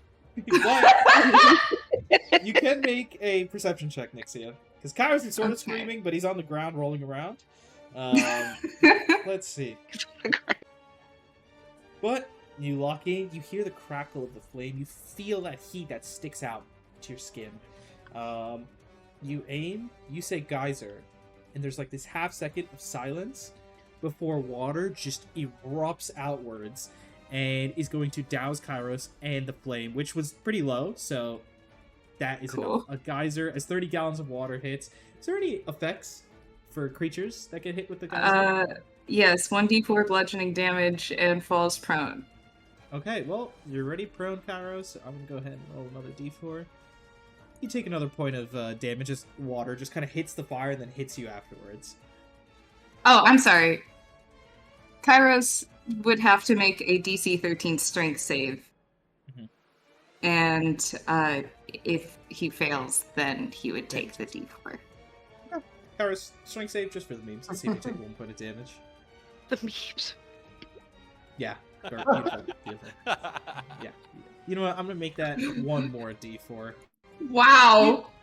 You take 3 He's points also of bludgeoning. pushed 15 feet away, so whatever direction you want to throw him in.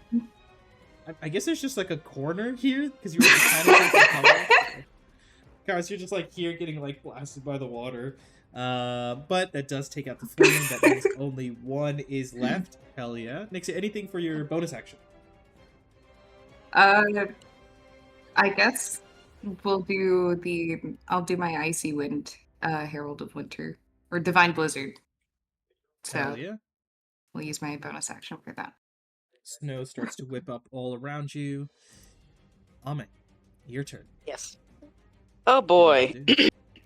Oh wait. Oh, the flame. Where's the flame? Oh, it's my strike. No, I was looking. Because I know there was another one. Okay.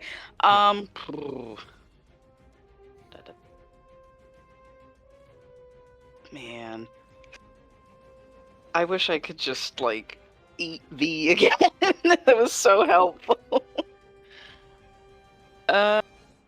Tasty morsel. Right.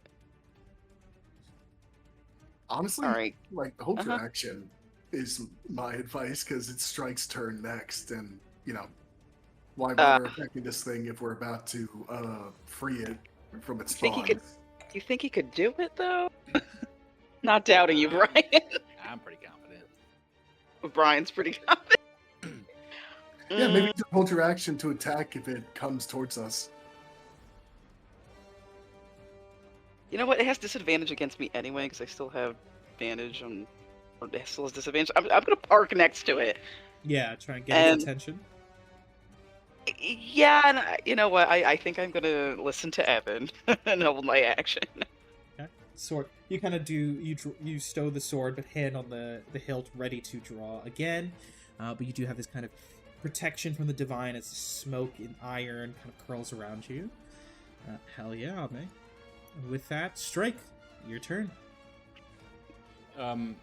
So Strike is, for probably the first time in his life, kind of enthralled by this this entity because he's can't take his eyes off it really.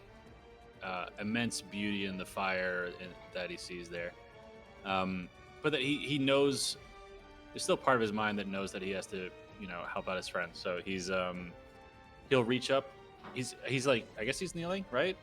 Yeah. Because he's groveling. So he's just gonna reach up kind of blindly, or like maybe side eye it, and find the flame, and just pinch it, just like as if you're putting out a candle. But instead of using his body to smother it, he's gonna inflict wounds on it. Okay.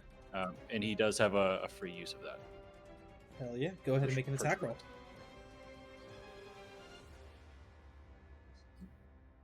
21 does hit. Go ahead and roll for damage. Nice. Good job, Brian. Oh, 17. Oh yeah, let's do it. You reach over, and as the necrotic energy is kind of lifting off the tips of your fingers, pinch, and this full-size fire, as your hand starts to close around, it begins to tighten and tighten. As you close, the fire dissipates. And this massive being of light pauses. As you can see, it was about to move and start firing at Nixio, and just pauses. And begins to rise up as bits of light grow brighter and brighter, and it begins to almost reconstitute. As different arcane sigils and symbols begin to appear, almost like it's pushing them out from the inside, appear from deep within and then pushed out and almost burning away, scattering into ash. As you have freed the celestial, and it is no longer trapped and strained here by the bonds that were placed upon it. In And the- you... Well, I'll let you finish. No, go for it, go for it. If Strike realizes that it's freed, he'll try to reach out to it, at least to say goodbye. You They see, communicate with it, I guess. as you kind of reach out, you just feel, all of you, a sense of gratitude. Of freeing it. Almost this like warm, curling light kind of residing around you. Is there anything else you will think or feel or do in this moment, as it seems like you've fully freed this being? Well, I guess immediately, since Strike is still, I'm not sure if the effects are still there, but nothing's really changed, so I assume that it's still there. He's gonna feel compelled to try to continue that worship or relationship. So he's gonna reach out and say, it's, I don't even know what to say in this moment.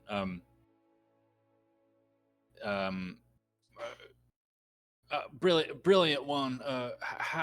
How may I contact you in the future for guidance?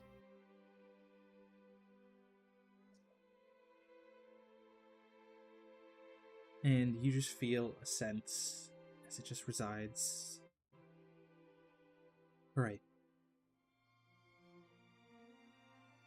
To I will do what I can. to whom though? To the heavens. And to all those whom I care for and help you. Okay. Well, he'll take that then. And he's done. I think you guys kind of, I think striking that moment, because you previously made some checks to realize that this entity, though filled with light, is in a way, because it is formless, it is a celestial, it is a divine piece of something, but it is unattached right now to any specific deity. It is just a celestial, and as it wanders up towards the heavens, you presume that maybe that's what it will do next, and you feel a sense of time, all of you. But I think of all of you, Strike, you feel it the strongest, and it feels the most familiar of how long it's been.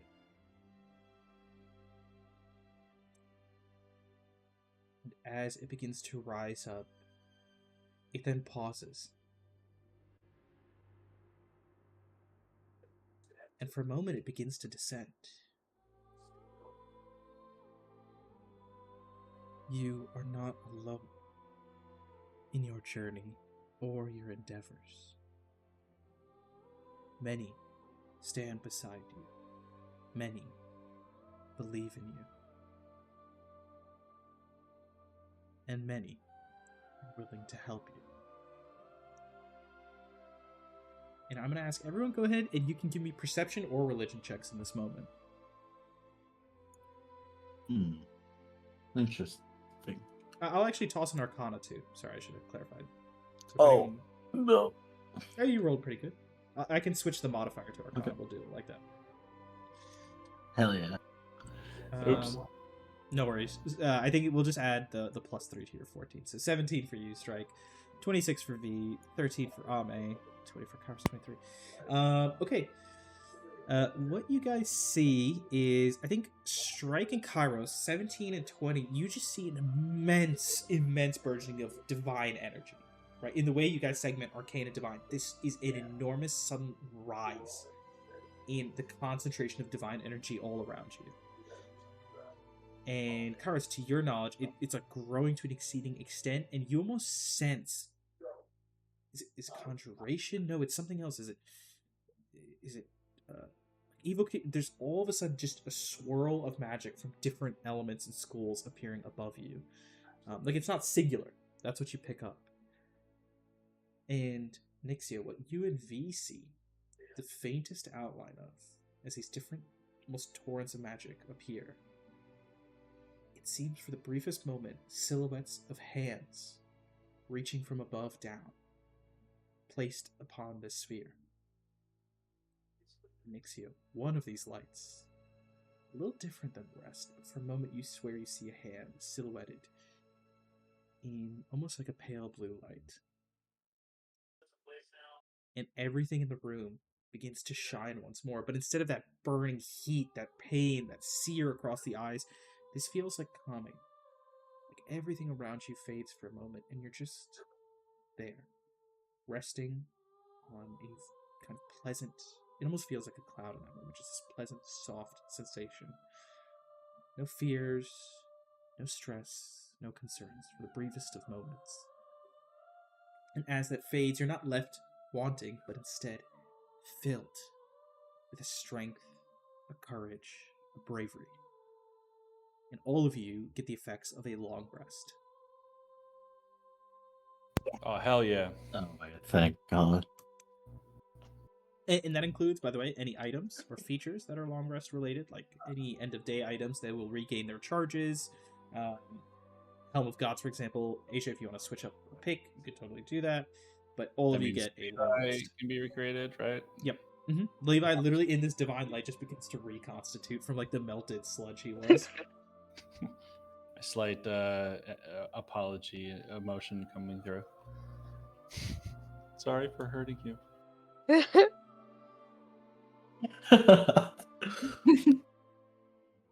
You said switch a pick? What do you mean? There's a whole bunch of spells. Helm of Gods has a bunch of spell options. So if you want to pick a different one, you could. Because it's once per day, but this long rest you can almost treat it like you're getting those effects of a day. Well, how nice. Okay, I picked one. Hell yeah. Yeah, let me know whenever you guys have all had a chance. I know there's a bunch of stuff on the character sheet, so take a second, make sure everything's topped up, fully fresh. I have a note ready to go. that max HP has been reduced at one point. Does that go away? Goes away. Joyous Uh, day. Can we essentially just long rest? Yeah, Yeah. yeah. Or- if there's Yeah. any like speed long rest mechanics, yeah. Oh On the character shit. sheet, go for it. That I kind of can I like so in a long rest I could change up infusions, which is really helpful. Yes. I don't know if I can handle all that right now, but can I kind of reserve some of that? Yeah, like we'll treat it as like you get to be a little free form with your your infusions. I said inflections. Your Right. infusion strike, yeah, a little free form. For anyone else, Nixia, Kairos, because you guys do prepared spells. I know you might not switch all of them right now, but if you want to, like, say, like, hey, I didn't use this yet in combat, can I swap it out? That's fine. Like, you can have some flexibility there. Are my blisters cured Yes. or Cured. okay? Yeah, unfortunately, you guys didn't roll as bad. You kind of actually rolled decent. So none of you got, outside of Nixie getting that one injury. I had a list of other terrible injuries you could get. But, maybe later.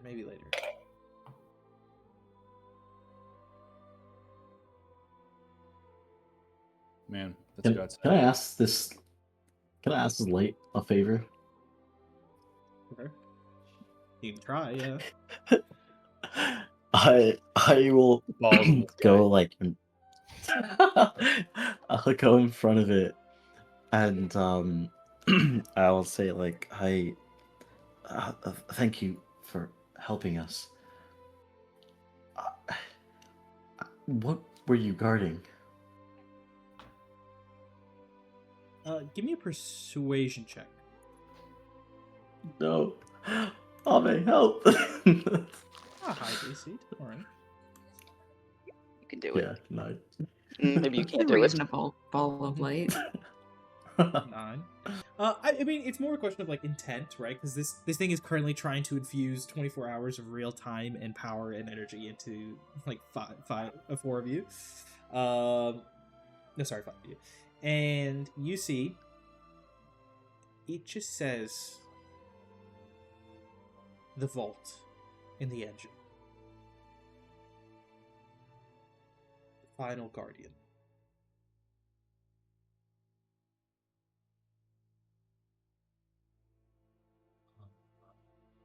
Yeah, I this is the last piece of protection. yeah. I look around to everyone and I look back to it and I say, "Can you tell us how to stop it?"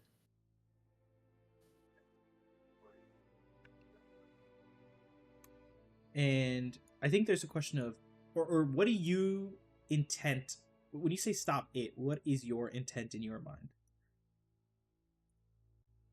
So I think Kairos thinks of like everyone above us that's like risking their lives to stop the horde to like get to us, and he thinks of like Lysandra as well, the fact that she stood up for him, and he thinks that like I can't let her down. So his intent is that to almost stop the threat what's down here, to like save people almost. And that does not need a persuasion check, because that's just a selfless moment, and you see the celestial responds and what you understand. I will try. And it begins to rise up and away from where you all are.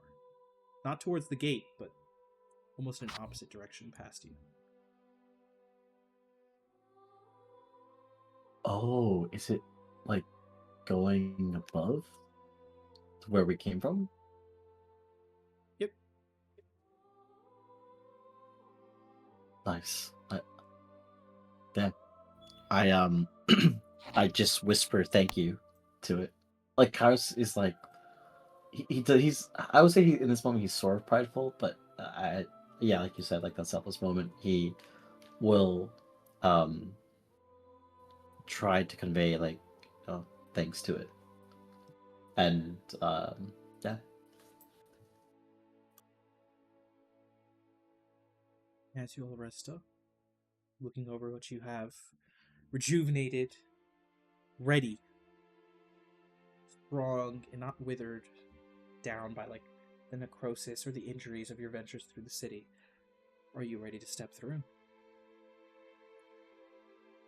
I look at Ame and I say, Ame, 1 second. I think here, tie this around your sword. And I hold up a pair of goo luck dice. And I say, um, right now, my horse doesn't need it, but I feel like this will help with your blade. Pretty, Yeah, you said this- good luck dice? Nope, I say goo luck dice. Terrible name. I was the one who named it. I just What do they look like, Uh, Shrini? I think the way that Pranav described it, is it like two cubes of like slime or something, but like they're imitating dice? Let me see if I can pull it up for you. Yeah, Delightful. Honestly, I but thought you said essentially, goo, and I was like, no, he didn't.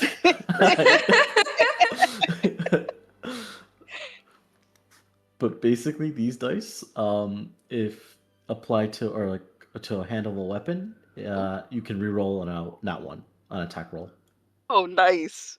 Oh, Once those are per day. cool. once. Yeah, but hey, who knows? Might No, count. yeah. I just want to make sure that's clear. But yes, as Oh, you they're kinda give pretty. this very important item away, anything from Ame? I mean, I'll take it back Mm. later. It's just lending it. Uh, I imagine my horse. it looks kind of like sparkly cubes of jello, like slime, but with glitter. Because Kairos likes stars and stuff. So, anywho, Kairos, I thank you. I appreciate it. You didn't have to do that, but thank you. I guess in a way I haven't been very thankful for you guys helping me out, and I just wanted to give something, you know, just in case. I who knows? Maybe Thessos is right. Maybe I'm not cut out for it, but all I know is that whatever is there, it has to stop. Well, your heart is certainly in the right place, Kairos. I think we can use any advantage that we have, and this will certainly help, so thank you. Yeah, And I'm absolutely. just gonna put like a hand on Kairos' shoulder and give him a little squeeze, because that's his guy. Hell yeah.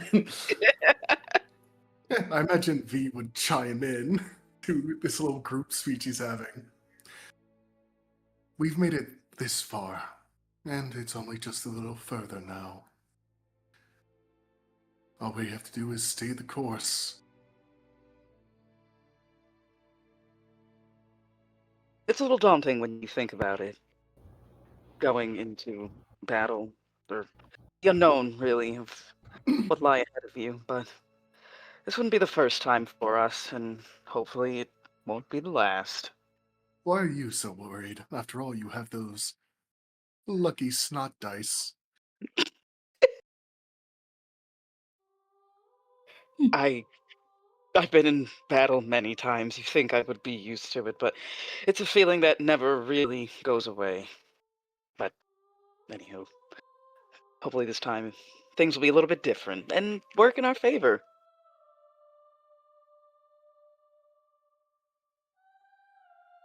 Hopefully.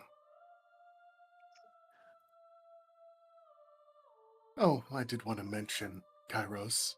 If you ever give me a gift, please don't make it snot-based. I can't make any promises. But I will try. I'll note that down and try.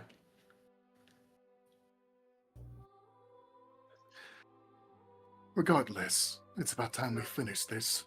Wouldn't you say? Right, yes. Let's head on over. And Kairos is gonna walk up the stairs and go up to the portal, but can you do one last check to kind of if there's anything he could feel from this? Like, Yeah.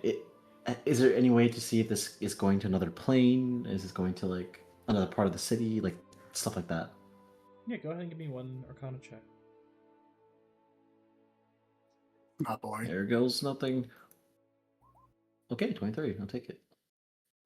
It's not quite like a demi-plane or anything like that. It's just like one of those, like you've seen it around the city. It looks like teleportation, but it's actually more like an abjuration. It's more like a ward, where there's a little bit of that spatial manipulation. You're not quite stepping, around it, but it's very minor. It's not like a whole new plane of existence or demi-plane. It's just you're gonna pass. It's like a little teleport, and through that phase they have abjurations.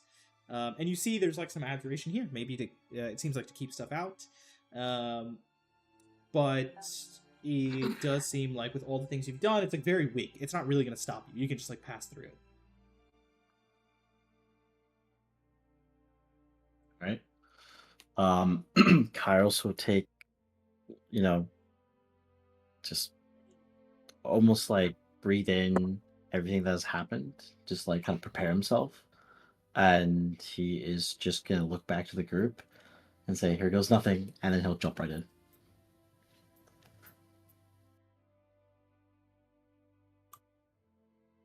I think I was going to follow him. Yeah, V's already slurped back into Ame, It's so along for the ride. woo. And Strike will kind of be maybe absent-mindedly follow the group as he's pondering things. Even though a long rest has happened, there's a lot of things that's on his mind during for that time. And Nixia will go last. And right before you step through Nixia, I think you get one last chill.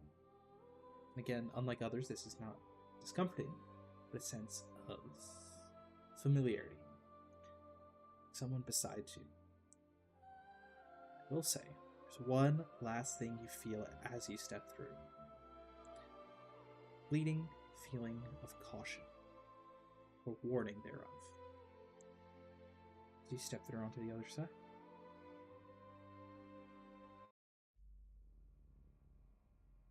Blink, blink, blink. That makes me nervous. As you do so, Nixie, you kind of almost like stumbling a little bit right in behind Strike as you all have filed out of this arcane gateway, which on this side is very well kept and made, no signs of damage or anything of the like. And you look out into this massive chamber. You see pillars along the sides stretching upwards onto these like little balcony areas, more for visual than practical purpose. But you can see it stretches maybe like 80 feet tall. It is almost what it feels like. It's like 60 to 80 feet tall. This tall room, in various discs, platforms, hovering about 30 feet in the air. And even where you walk is actually a little elevated. The discs are actually, here's a better way of saying it. Where you are, the discs are 15 feet above, and then below, another 15 below, is this like rectangular like base of the actual room. So the piece you're on is this hovering space. And as you step out from this door, you see various images of like the moons and kind of astral like patterns decorated across the bottom.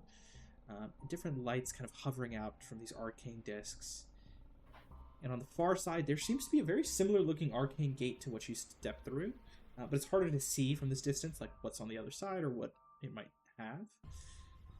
But in the center, there's a central kind of circular space that sits between you and the portal on the opposite side. Or the gateway, I should say. And somebody's standing there looking at you. Tall, a thin, a sort of wiry figure, decorated in the attire of nobility, wealth, power, and status. With their skin wizened and kind of almost like clinging to their bones, and a faint smile as they look over all of you, even through their kind of sunken jaws and like deep-set eyes.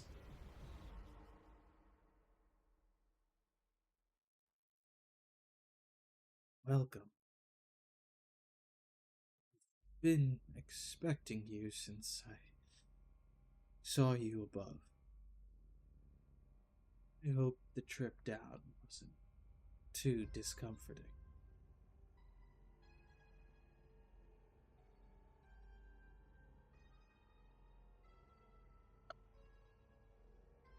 He's talking to all of us, right? Yep, he's just kind of looking as Okay. all five of you are on the same kind of spot. Yeah.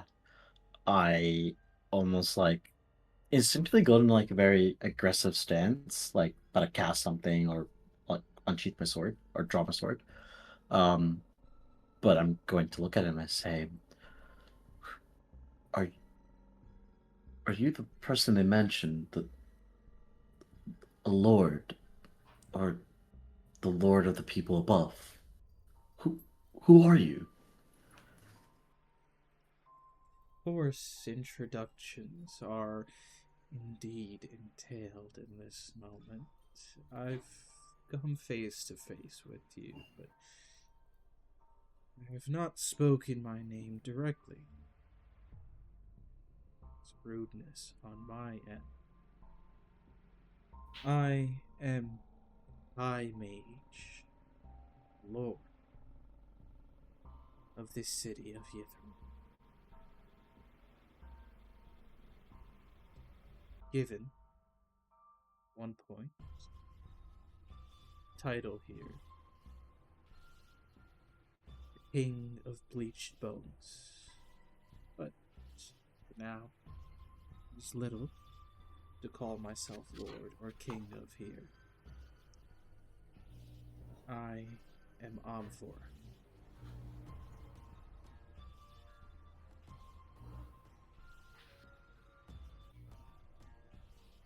And as for you all, I've learned a bit about each of you. Your names and stories. So I'm happy to welcome you all here. I do have to thank you.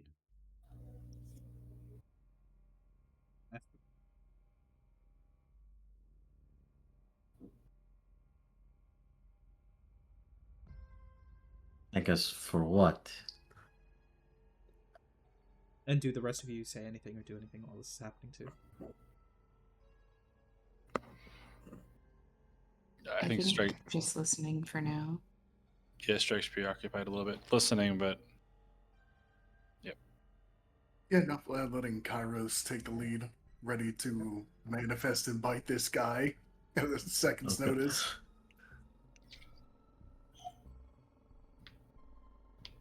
For what? Oh, your efforts in making your way down here. Down the walls between what lies above and what lies below here.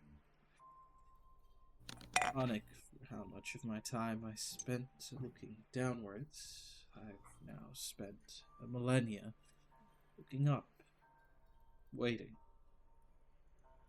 watching, wondering. Someone would finally come down here, offer their assistance as you have.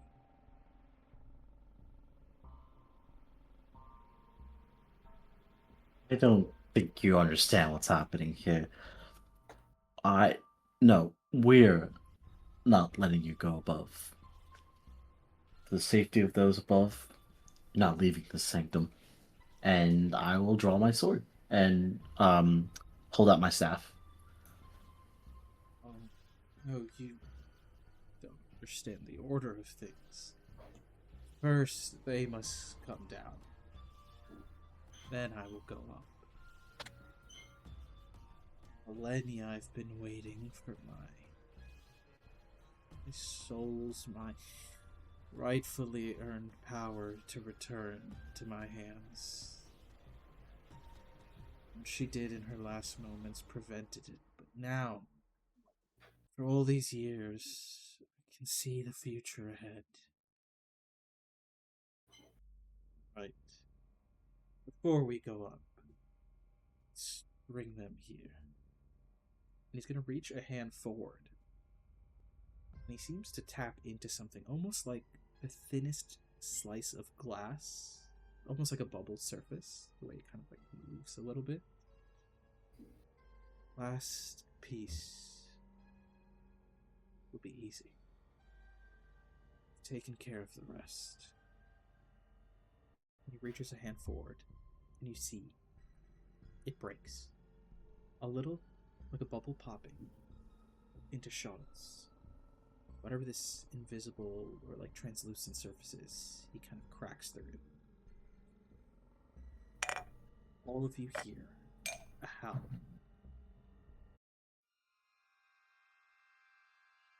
Almost like the howling wind. As all around you, I'm gonna ask all of you go ahead and give me wisdom saves.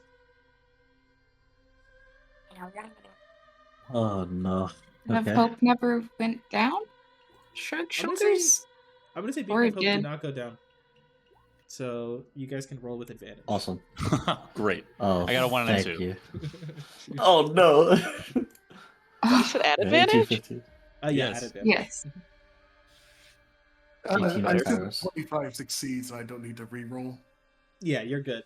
What I will say, is sort of like a quick Yeah. check in this moment. So, Strike, for a moment, because you were like kind of preoccupied by thinking what to do, what to get ready. For a moment, you're caught, but the others grab onto you as a torrent, a wave comes pouring out from behind. As you see all around wailing souls of the dead, a sea of necrotic energy erupting out and towards this figure, who smiles, kind of almost ushers forth, and you see hundreds upon hundreds. Like, you recognize these are souls. Like, you see figures flailing out, arms reaching, faces pushing against, as this sea and this river of necrotic energy and undead pass through this figure and out towards the gate behind him. All these years, I've been trapped here. Alone. Pathetic. This is a new day, a new dawn, and you have ushered forth an era this world will never forget. And for that, I'm grateful. And soon, all those above, not on this city, all those truly above. And the lands that still live and breathe, they will be thankful too. Because a new age is about to arrive at my hand. And I will give you this opportunity to bow your heads, pledge your allegiances and loyalty. You do not accept this mercy. Cannot guarantee the state of your souls once they fall into my hands.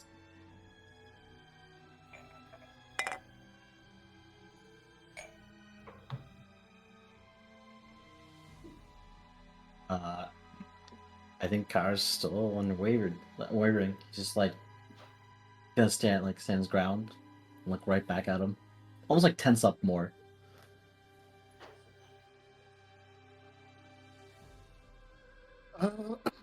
Yeah, no, I suppose after seeing that torrent of tortured souls get pulled through by him, V's just gonna make a emotional, reckless decision as a spectral wolf comes flying out of Ame's chest and charges at him, snarling, intending to leap at him and attack. And as you guys remain battle ready and in fact leap in, he just smiles, looks down. There are fools in every era, I suppose. And he reaches forward, and you see the souls, the undead, as they rush past him, some of them come back out from the gate and begin to wrap around his hand as he extends out. And it's like he's all like pale, ghostly, translucent, but something solid begins to form in his hand as you see a skull take shape as he raises it and presses it into himself. And let's go ahead and go to the battle map. What's happening? Apparently we were fighting a lich. Oh no. Don't say that. Oh, what the? Oh, Lord. This is the gate that you all are you stepped out from, and when I say there's the gate opposing you, it's this one. Before we do anything, Strike will kind of maybe snap. His eyes kind of focus a little bit, and will hand, unfortunately, another ring to Nixia. Kind of maybe like ask for the first one back, and instead, unfortunately, there's no time for roleplay. But ask for the first one back. Hand her another one. This one has some like embellished gold wings on it, and ask her to put that on as well. What Instead. is this one? Renewing your vows so soon? I know this looks a bit odd, but trust me, I think this will be helpful. Just it gives you benefits anytime you heal someone. Okay. Above table. She hands back the other ring. Like the phrase you guys say right as like V leaps out in wolf form and Karas is like sword drawn. You're like, take this ring. But above table, it gives you heroism anytime you heal somebody. I did. Ooh. Yeah, That's I'm really charging good. him. Like I'm leap out and charging him earlier, Yeah. not just standing there. Go ahead, because now we're going to go into initiative. So let's go ahead and roll initiative, because your God. leap is what triggers this combat. And let's see if you'll survive the next maybe 40 minutes. Oh, make the fights go faster. Unfortunately, you guys see, this guy's no simple fella, so we will see how this goes. Spooky, scary skeletons and shivers down your spine. Call the angel back. Can the angel Oh. help us? Strike, go ahead and drag. I think Strike and Levi are not on the screen. Oops. No worries. Was I able to do any type of item interaction before the initiative? I'll say, because you This did is the part- ring. It is part of the long rest, right? This is Oh, like before when you were like getting stuff ready. Yeah, this is all infusion based. Yeah, if it's like just general infusion stuff, you're good. Okay. Maybe I'll pull my character on. Just a quick above table comment to everyone. Between, well, I guess the spellcasters, who in this case would have the most use for, or most use for concentration spells? So I know. I innately have advantage, like- so don't look at me. Oh, really? Okay. Yeah. I have advantage already on concentration as well. I do Really? too. Yeah. Jeez. Oh. All right. Hell yeah. All right. So now that everyone has advantage on concentration, who wants to buff to that? Buff? Maybe Or- Nixia, because that Beacon of Hope was kind of good. Not going to lie. Or there are other cleric spells that are really good, right? For concentration. Yeah. Well, There are tons of them. My primary build is using my weapon while running Spirit Guardians, so okay. All right. Well, maybe there's not a whole lot to do. You know what? I think maybe Strike will keep it only because he could cast concentration spells on other people. So, all right. Yeah. Never mind. Just want to check. If everyone has an advantage on concentration checks, then that's great. I'm Thanks, glad Dirt. everyone does. So, yeah, strike everything else. Yeah, the whole discussion we can just negate, and he'll keep that and still hand over the ring. Okay, Dope. hell yeah. And let's see, for initiative strike, you had. Also, you can add Levi, I think, as well. Oh shit! Yep. Yeah, you guys rolled really good on initiative. Let's see if I got all of you.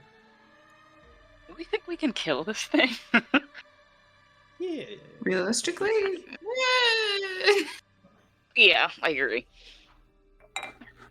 I assume that he's weakened for the amount of time that he's been down here, because a lich leader of a floating city seems well out of our capability. But it has been a millennium, Yeah.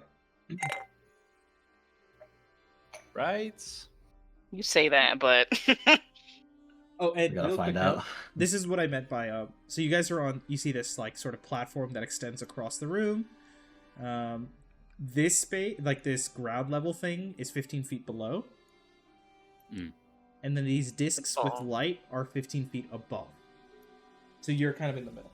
So there's like ground floor below, these discs above. Tricky. But yeah, with that, let's go ahead on over to Strike at the top of initiative because Onboard rolled so low. It's crazy. Jeez. Okay. I rolled a 5. Well, all right. So he's definitely not off the edge. So he'll be here. Levi will be here.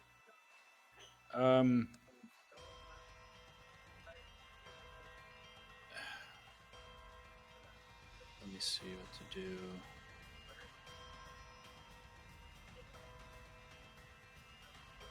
Well, let's yeah, let's try something.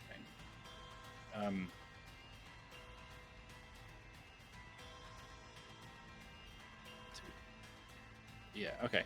He's gonna stand where he is and use a charge of his armor to try to cast Tasha's Hideous Laughter on this guy. Just to see. That's a wisdom save.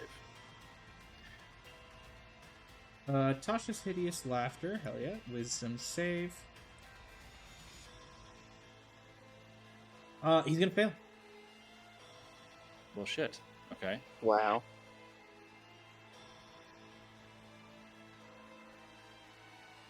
Oh, actually, sorry, real quick. Yeah, he's gonna fail. Let's do that. He goes prone, right? Yeah, I think he begins. You see the skull begins to laugh as the rest of his body's kind of intangible, and will sort of almost like peering backwards, almost at this impossible angle because there's no actual body or spine. It's just a skull kind of on the ground, laughing.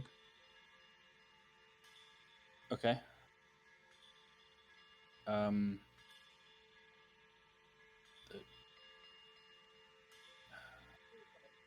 right. So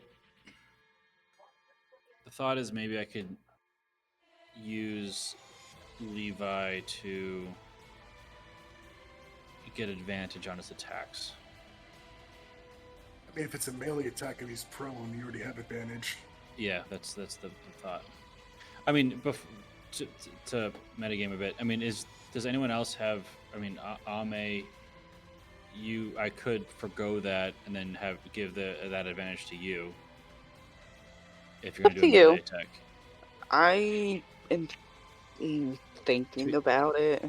I mean, he will do force damage, so I think it's going to be pretty potent. But I wanted to at least give the opportunity. No, I'll go for it. Whatever you want, Brian. All right, let's try. All right, so that if that's an action, then Levi will march right up to him. He does have infusions on him, so that by nature makes him magical if he's not already. And he's going to attack at advantage. Oh, it's not part of my character sheet. Okay, let's do this. It's 2 attacks at advantage. 1. 17. That hits. 18. That hits. Okay, and that's 17 and 7 and 11. Force. He is going to. I think the one thing we'll note is he's going to make a wisdom save each time he takes damage. So we'll see if he gets unincapacitated, just in case he can use a reaction. The first wisdom save. He does break free, but I'll say the nature of how fast his attacks are, he kind of gets smacked both times by Levi pretty quickly. While he's prone, there's 18 points of force damage. As he's struck, and even though the spell breaks because of the damage, he keeps laughing for a moment straight.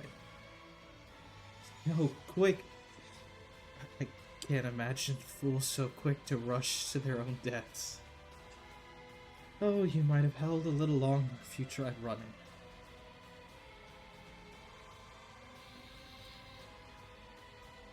All right. That's it for him. Okay. Oh, sorry.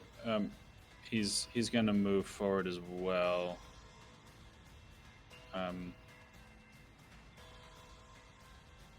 Yeah. No. I mean. Yeah. I mean, it's a bit ballsy, but yeah, he's gonna go up here, right up next to him. Hell yeah. So he's still prone. Because I think that is... Yeah, they immediately fall prone. He's no longer incapacitated. Ame, it is your turn. I'm kind of nervous. I'm like just out of range. Like not quite 30 feet. Yeah. Fuck. Okay, I guess I'm gonna... How? Actually, I know what I can do. I'm gonna move up. So yeah, like 15 or so feet. Yeah, I'll do. Yeah, let's just do that. And then I'm gonna use Witch Bolt on him. See if that. Because do I get the sense like this is necrotic? Like everything about him is necrotic? Yeah, I'd say so. You get a vibe that a lot of this is necrotic related, undead related. Yeah.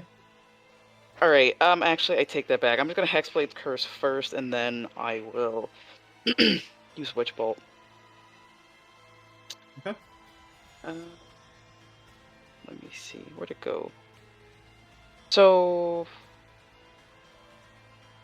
on a hit. Oh, I have to make a ranged spell attack. Okay, I see. Alright. So it's +7.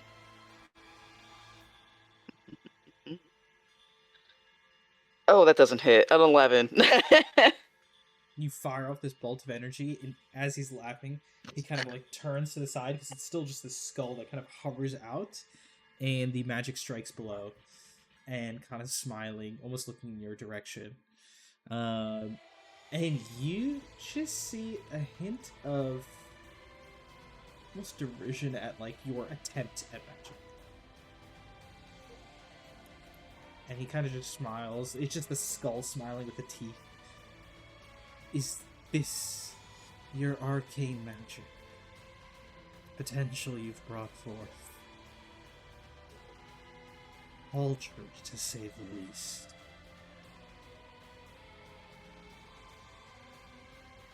I don't think Ame's gonna let that phase him. He's just gonna, stand firm. Hell yeah. Is at the end of Ame's turn. Yes. Karis. Okay. He's laughing, and I'm not liking it. Can I do free action check to see what's happening around us? Like, why? Why does he think he's confident? Is it just his pure power or something, or what's happening? Con check. 14. Yeah, as a free action? Yeah. Because I want to save my action or something, You unfortunately. just see so much undead energy, souls that are flowing out from behind you into the other gate, coming back. Like, it's just a lot happening. You're not quite sure. Okay. Okay. I am going to look at Ame and kind of hold up my hand, and I am yeah, I'll cast this. So I'm going to kind of flick a little like stardust at her, and she feels a little pressure or something behind her back, and it's almost like this. Because reading about this recently, it's like a flash of light appears behind Ame, and like the stardust kind of like falls down, but as it does so, there's like a streamlight of like sunlight itself coming from her like top of her armor, like behind of it, all the way down, almost like a cape. And it's almost like as my magic is interacting with hers, I would say it kind of causes friction. And just above that like sunlight, like the almost like a sheet of sun, if you want to say, there's like sparks of electricity, like particles like colliding, and it's almost like a fusion of our magic, like the storm with like Kyra's just like stars and all that. And I cast haste on her, as there's like this almost like a storm sun cape behind her. Nixie's a superhero. Do a superhero landing. And I am going to. Can I leap onto this platform? How far is it? 15 feet up. Oh my god. Yeah, so it's a little risky for. Hey, do you want to risk it? I'm happy to No. let you roll. Absolutely not. And then, okay. I'm just gonna like hang back right around here and to try to assess the area. I'm gonna send my owl out to scan over what's happening, but that's it. Okay. Nixia, what would you like to do? So double checking. I thought Kairos did that to Ame. Who has fly? Who can fly? Sorry, I wasn't paying attention. It's haste. It's haste. I cast haste on Ame. Okay, I was just double checking. I was like, Yeah, I do shit. I misspoke. Yeah. You're good. I was saying Kairos used fly to get up on the platform. Yeah. Ah.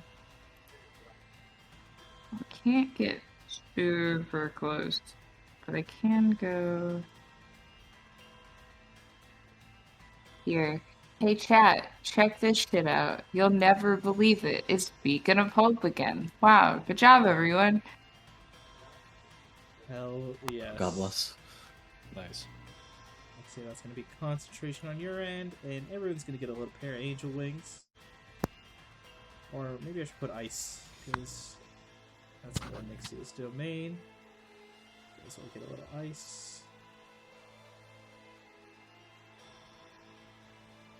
You'll get to feel frost creep up your skin. It's pretty. Yay! With that said, that is my action. I don't think there's any use for my bonus action at the moment. Quick and easy. Hell yeah. As you kind of summon this beacon of hope, everyone getting a little bits of ice. Almost kind of like the fresh snowfall that then starts to almost harden around you. But again, it's a little chilly, but keeping you focused on the opponent ahead. And V, right before you go, initiative count 20, losing all ties. He kind of still is smiling, laughing. The head for a moment glows, and we're going to go ahead and use our layer action to summon some friends. Oh, wrong button. This is what I'm summoning. Really not Oh, surprised no. that there's a layer action, but Nope. Keep accidentally hitting place pin. Here we I shall right away. No. One's favorite ads. as the souls of the dead begin to form into physical bodies as these zombies begin to lurch forward. V, it is your turn. What would you like to do?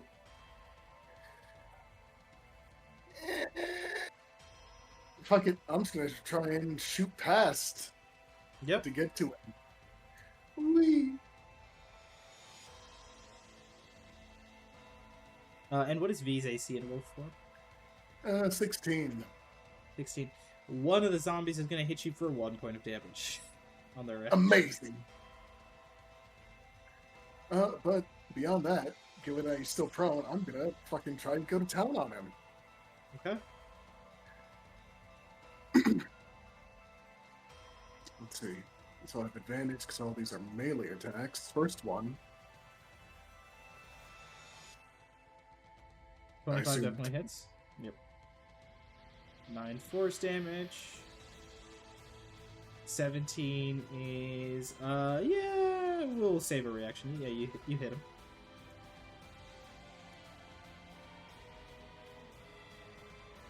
$11, and then 26 is also going to hit.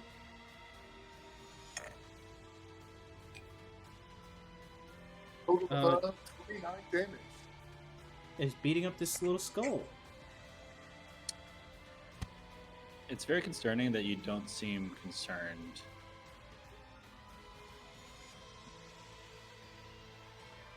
Just marveling. Just enjoying. Mm-hmm. Anything else for V's turn? This fucking guy is just an unrepentant monster. He's gotta go.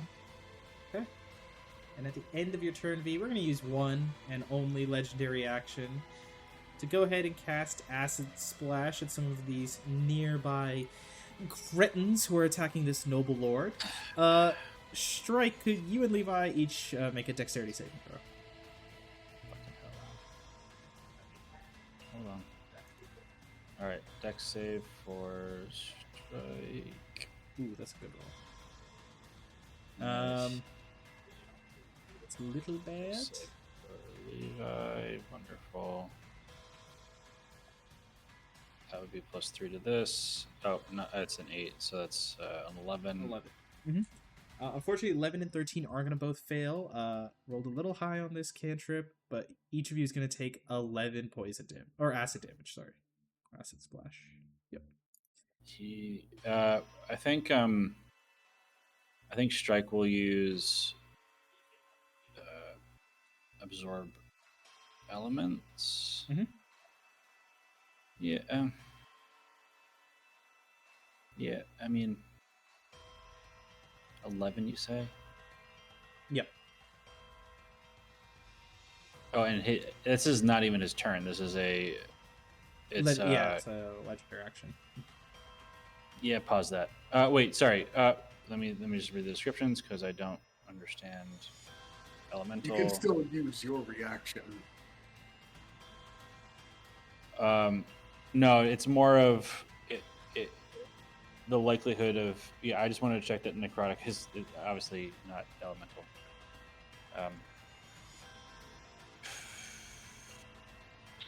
Yeah, fuck it. All right, he's gonna use that.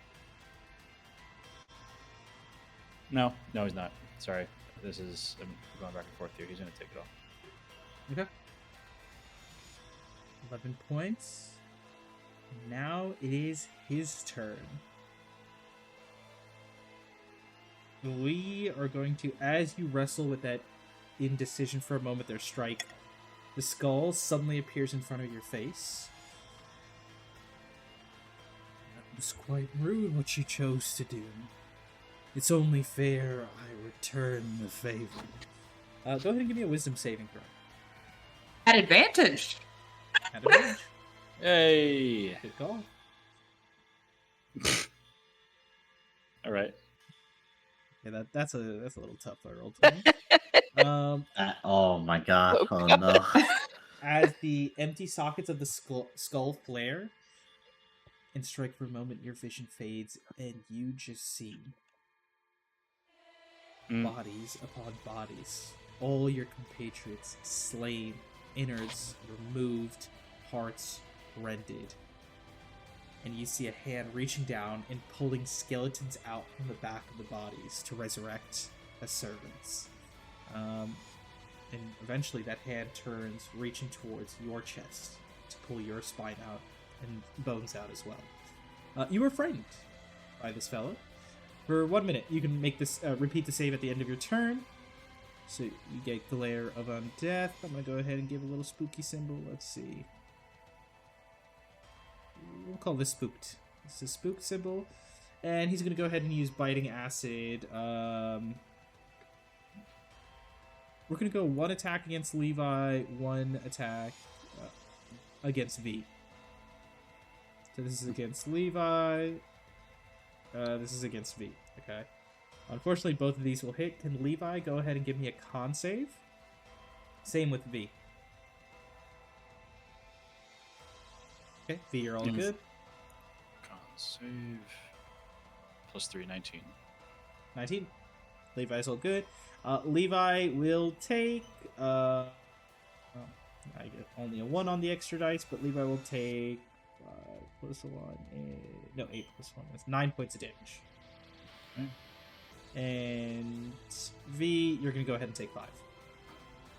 And this is acid damage, for context. And you guys both succeed on the save, so I don't get my little special effect.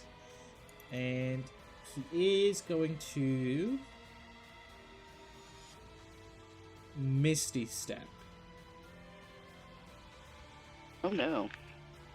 That doesn't incur any type of Opportunity attack, no. Yep. Okay. And he's going to appear here and smile, looking back at all of you. Oh, and sorry, initiative count for the zombies. Let me go ahead and roll that. Oh, no, they just go 0.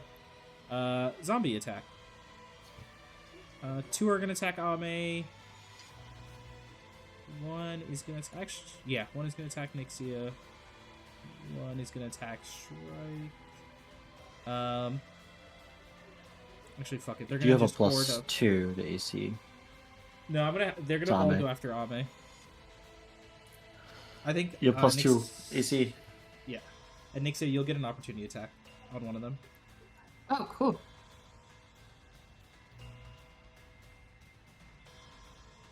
Going for it. Do-do-do-do-do-do. It's a...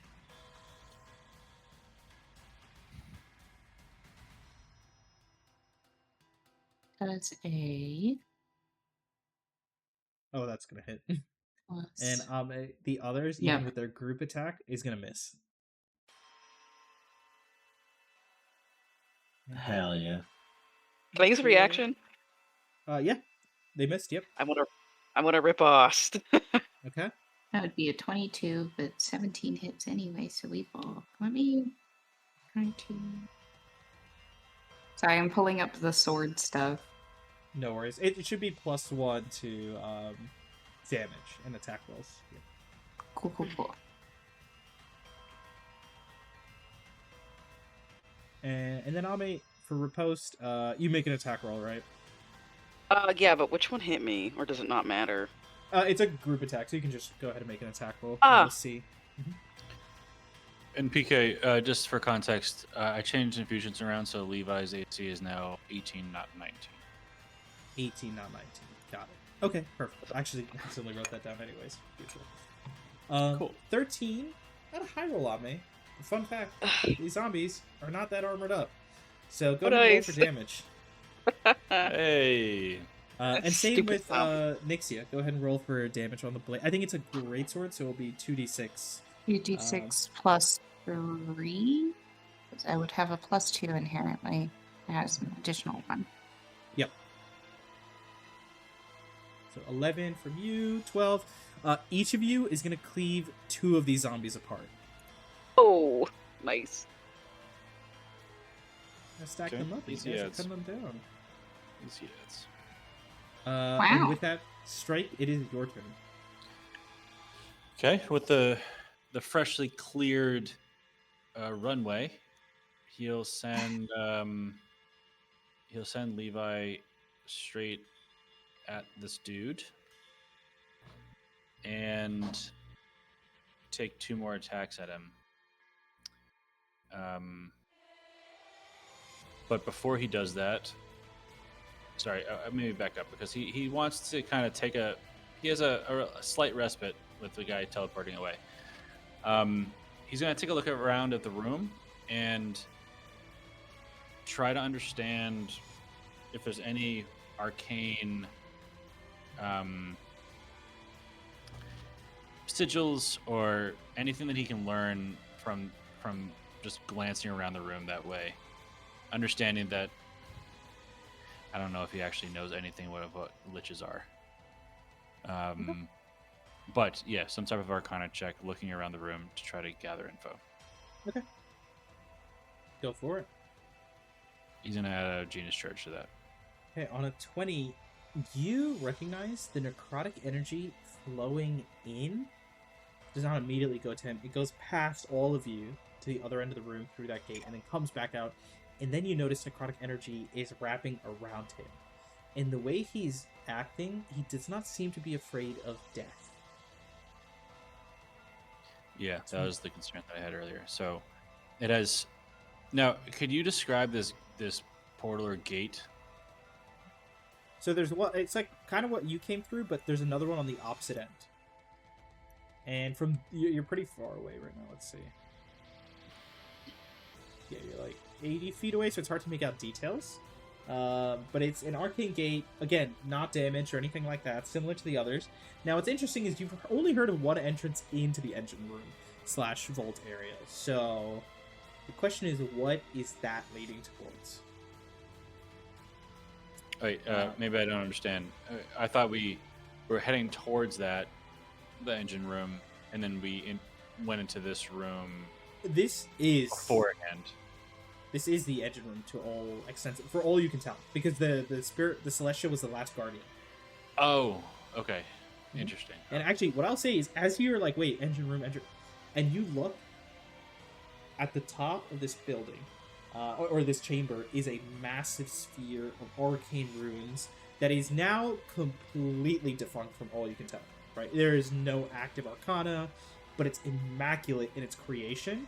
But there's clear signs of damage. Like, this is what it means, Strike, when you're like, oh, this is why the city could never go back to... Like, it could never fly again. Mhm. It's just whatever. Is there any recognition that defunct or now powerless object is the shard of the obelisk? No, you know that's not what it is. Those are 2 different things. One was just like, hey, we use this to, like, kind of control the magic lifting up our cities. Which, to you guys, again, incredible magic. But to them was, like, it's important in the way, like, an engine is important to a car. You don't want it like breaking or like messing up, because that's catastrophic. But it's not unique. Like, they had multiple flying cities, right? That was kind of the magic they had created. But the obelisk, the crux eternity, now that was something special. Okay, so at a 20, what Strike learned is that all this like necrotic or spirit energy is going into the portal or the arch, and then back out towards this guy. And you know something's happening in that moment. It's changing, right? Because why isn't he absorbing it directly? You're like, something's being manipulated, something's happening, and when it comes out, it's going directly to him. And you get the idea the way he acts, so unafraid. You get this idea of like it's undead. He's not a living person, right? He doesn't have to worry about the body in the same way. And so you even look at the zombies as they fall, and you're like, what does it mean for an undead that never runs out of that sort of necrotic energy? Mm-hmm. How do they die? Okay. Interesting.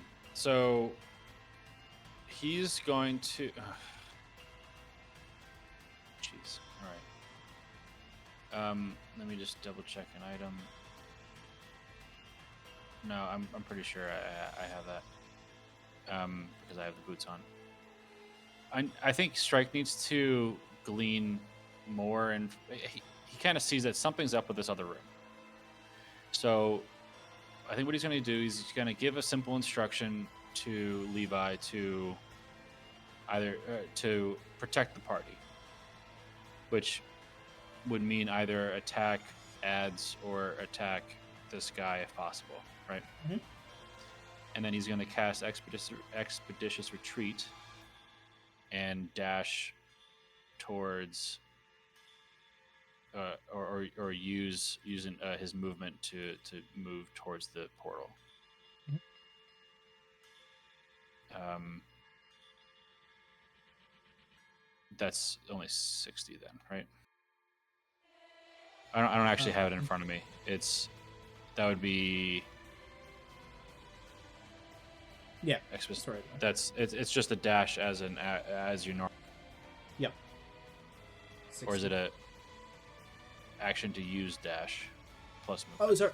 It is an action to use dash, so you're getting 30 feet and then plus 30 feet, so 60 feet, right? You said you're using your full action to dash? Yeah, he's just getting there, so it'd be okay. Let me just double check the.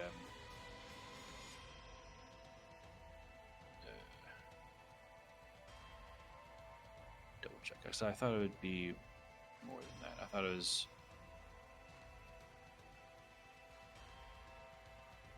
Oh, that's why it's a dash action as a bonus action. So. Oh, sorry. This is with Expeditious Retreat, right? Yeah. Sorry, yes. So with Expeditious Retreat, you get 30 feet, you have base movement 30 feet, and you're using your action, you get 90 feet. Sorry, yep.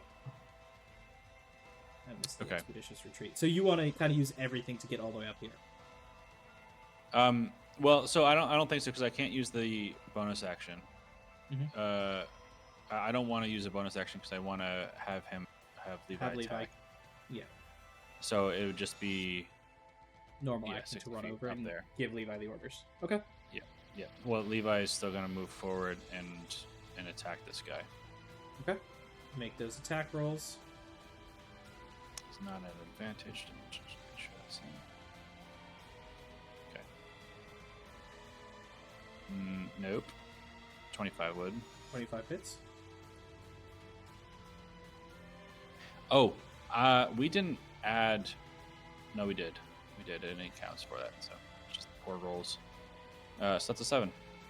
Okay. 7 points. He just smacks. You hear some of the bones crack in the skull. It's like very chipped and kind of broken all across.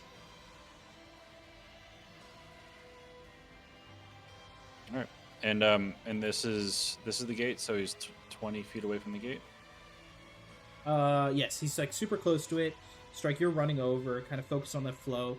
And I'm gonna say, Strike, also give me a perception check, because you're more focused on the change in the magic, but I want to see if there's something else you might notice. Wow. You do notice, because this seems to be the key part. What's shifting, right? But the necrotic energy that's flowing towards him, some of it is beginning to siphon up and form here. Like it's circling on this platform.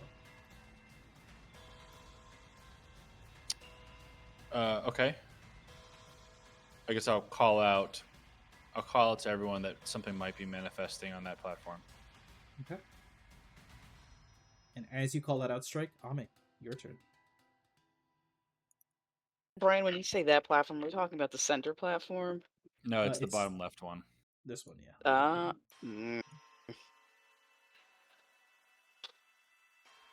Manifesting. Is there any obvious PK? Any obvious like tells that something is going on there? Yeah, give me perception as well if you want. 'Cause I'm like Strike's looking. calling it out. I'm looking particularly for like energies coalescing or something like that. Yep. Oh, nice. 21 as well. The Strike was a little bit away, more focused on the flow of the magic. You look, energy is coalescing. And on 21, Ame, you do see something forming.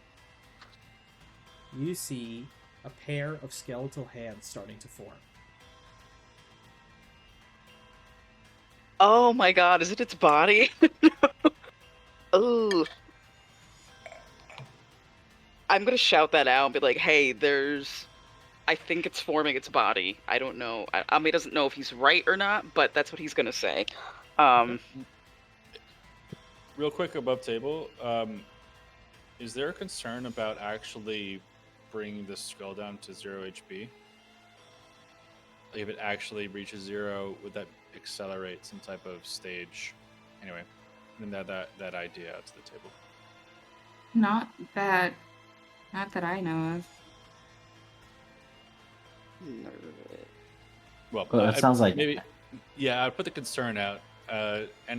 Nothing's off the table when it comes to homebrew, but yeah, just consider that. How far? Oh, and So when you, real quick, Strike, make another wisdom save. Because the fear. You might lose the fear effect. Oh, sure. Okay. Nope. Still scared. So, unfortunately, still very scared as you run away. Good thing I'm running away. And sorry, Trini, you were going to say something too? so like, Strike just goes up closer to the portal, and he just sees that the flow of it is it's flowing out, like the necrotic energy is flowing out of it. It's like and passing almost like into it and coming out of it. Yeah. Oh, okay, gotcha. And so there's something there on the other side.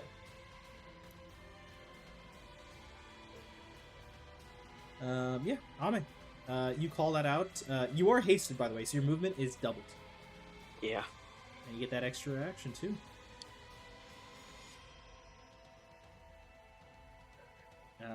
I feel like I hear what Brian's saying, but I feel like Ame, knowing what he knows from his past experience, I think he's gonna try to take out this skull.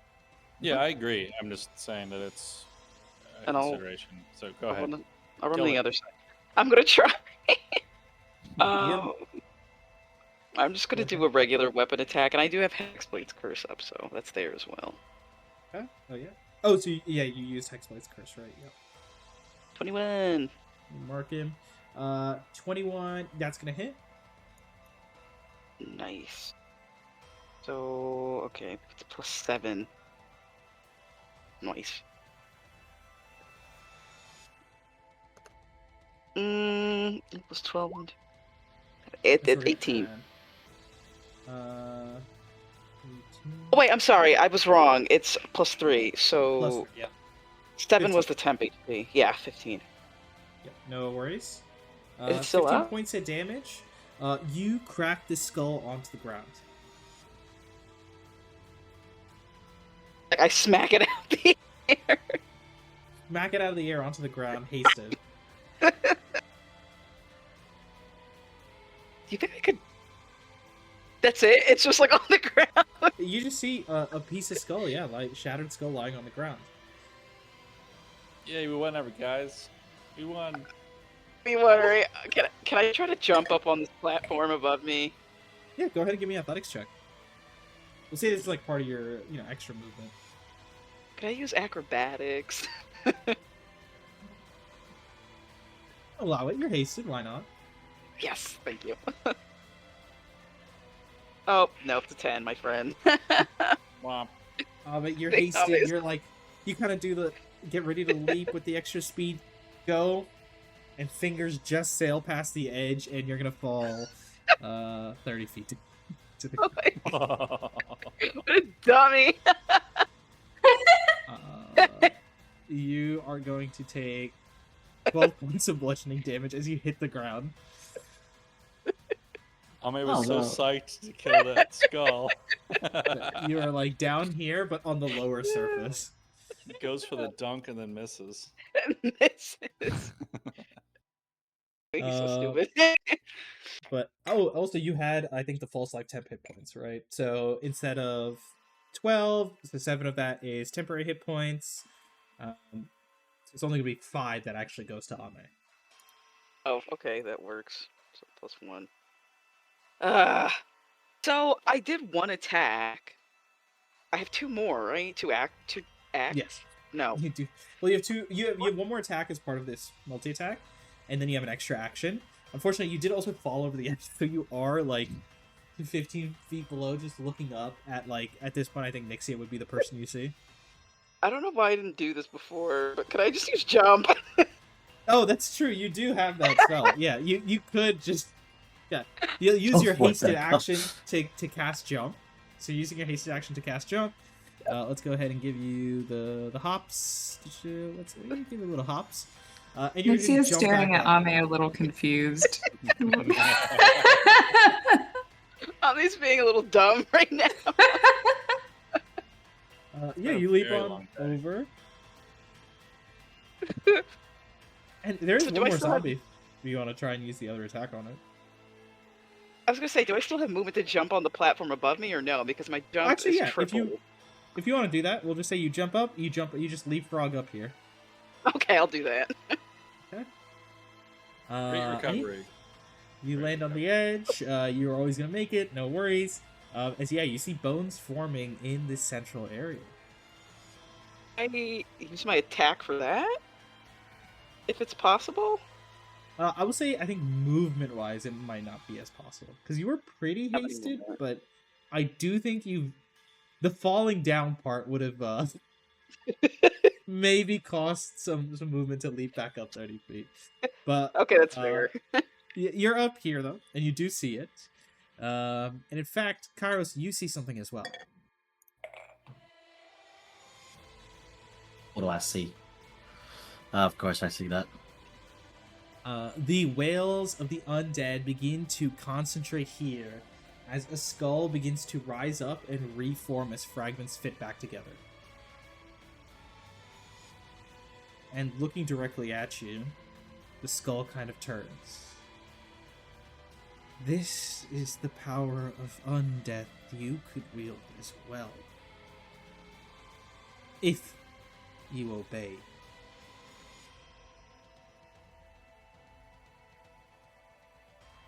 What do you do, Karos?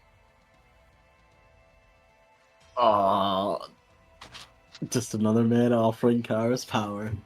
I think Now's I not think the at time to look first for a new sugar daddy. I think at first Kara's like it piques his interest, but then he said obey, and then Kara's like no.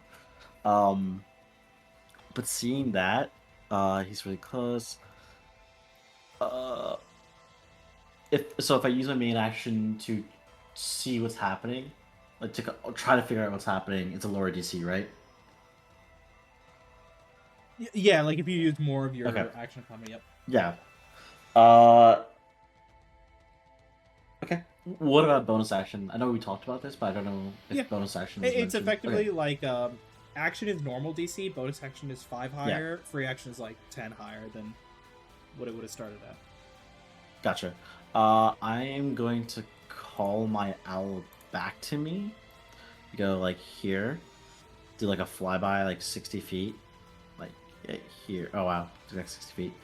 To give me advantage on this creature. And I'm going to smack it with a shocking grasp. Oh, sorry. One more. 18. Against a zombie? A zombie. Yep, that hits, for sure. Okay.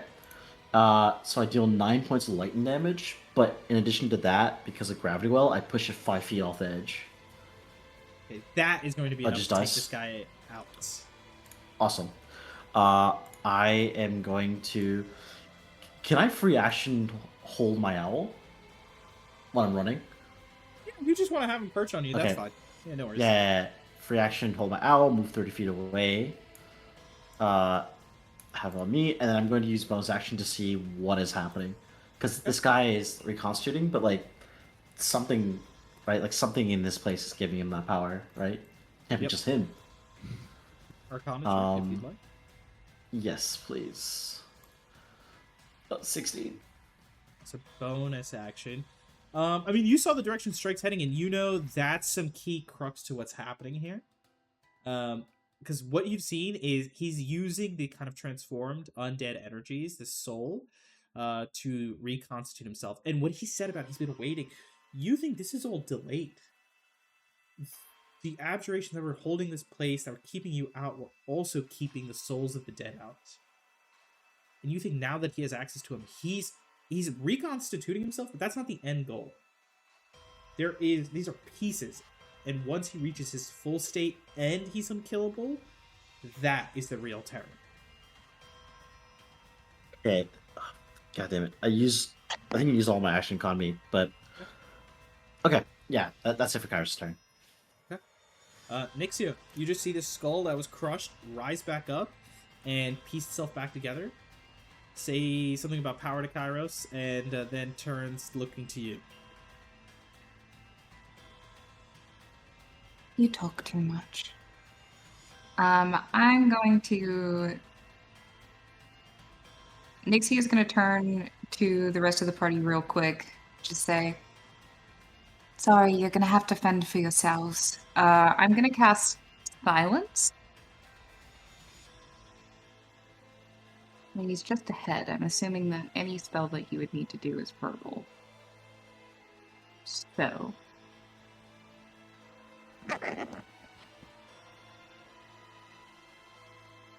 we will keep it...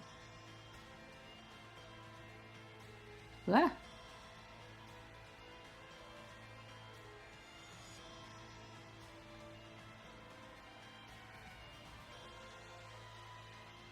Oh, perfect. Ryan's back. Does Levi only take commands from Strike? Or can he like respond, did you give him sentience? No, he doesn't have true sentience. That's a goal. But he Okay, does. okay. He can, take verbal commands and, I guess in some special cases, communicate very basically. Well, then right before she casts this, she's going to say, try to restrain it. At Levi. Because it's about to get real quiet. So should probably do that beforehand. Anyway, there's silence. It's in this bubble. And you meant the reconstituted Lich, right? Yes. Yes, we're restrained. Yep. I can't Nick- see how far I'm going because of my health bar. Oh yeah, no worries here. We can. Sometimes you just gotta measure first because it's a little annoying. I believe that was... Oh, Oh, it's no okay. I'll worries. redo it. Yeah, I can move over here. And so I did. Joy is dead. Let me go ahead and put a circle around too. I'll adjust. Okay. You should be good. There. Now, yeah, there you go. Hell yeah. And I will say, Nixia, that choice to say you talk too much, and he starts to open his mouth to say something, and then you silence. You see something truly angry behind those, like a deep rage at you for saying that. Okay. At the end of your turn, he's going to reach out into the torrent of souls and kind of draw and throw. And you see besides you, something's gonna begin to form.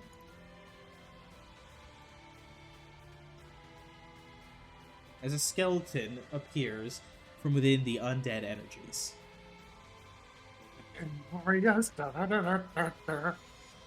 And with that, V, it is your turn. Okay. And just to retread to make sure I'm on the same page, undead necrotic energy and souls are flowing into that gate and then flowing back out and then into him, right? Into him and into, like, from right now where this set of, like, skeletal bones is forming. Okay. Do you recall earlier in this city where they absorbed some necrotic energy and they essentially healed and regained some uses of their features? I want to attempt something similar here. Essentially, V is going to try and direct all that necrotic energy and souls and stuff towards them to pretty much go into her rather than into the gate, or at least try to. Okay. Go ahead. Say, give me a wisdom saving throw. Okay. You begin to siphon some of this energy. It is going to be. This is like so much necrotic energy, and it's so potent. It's almost like poisonous in that way. You will take.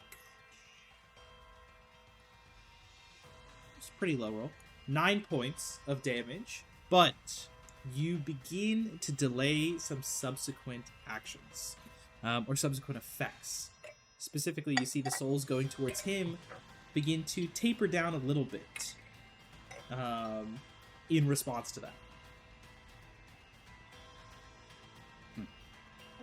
Yeah, and I suppose narratively, just V as the wolf howls as they redirect this into themselves rather towards the gate. And yeah, I assume that was my action. Yeah, I'll just keep trying that and keep trying to garner more on subsequent turns, and that's my go. The skull and intangible body are going to walk past. Levi gets an opportunity attack. Fuck yeah. Opportunity attack. Nope. Okay. He swings through the intangible body. Umvor walks out, turns to you. I've waited a millennia to speak once more. And you, least of all, will hold me back. Go ahead and give me a wisdom saving throw.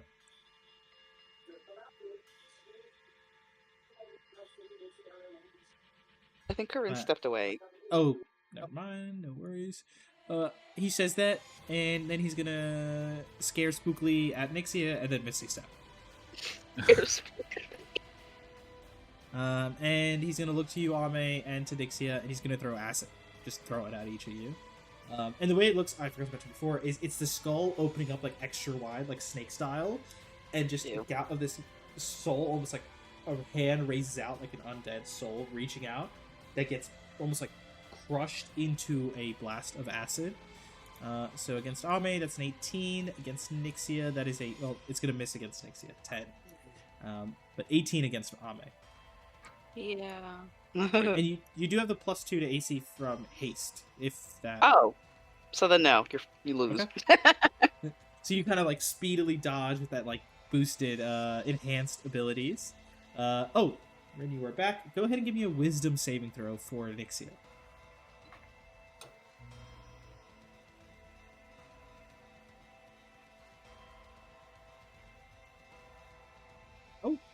Oh, 15. You do not have Warding Bond right now, right? Nope. No. But you do have Beacon of Hope, so go ahead and roll that at advantage. I don't think I do, because silence is also concentration. Oh, that's right. Science would swap that over, so everyone was Beacon of Hope. Great point. Honest player. Very nice. Okay, so it will unfortunately be a failure, as he is angered by your choice to interrupt him before, and you are going to go ahead and become frightened. And just like Strike, you can repeat the save at the end of your turns. Oh wait. Have you healed anybody? No, I don't think I have. Yeah, but you can to get an auto save. Joyous. As that happens, he misty steps away, steps forward, and is going to reach in and connect with the skeletal hands and wrap them around himself. And you watch as a burst of necrotic energy. You delayed his regeneration, but he kind of diverted the energy to still finish constituting these physical bones. And as he's wrapped up inside of this, the energy expanding, and it almost like erupts outwards. And he is no longer a floating skull.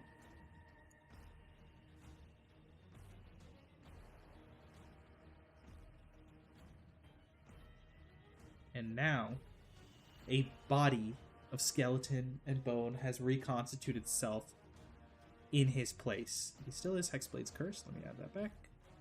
Kind of envisioned that as like a Doulahan almost, where like the body formed and the hands reached out, grabbed the head, and plucked it onto the neck.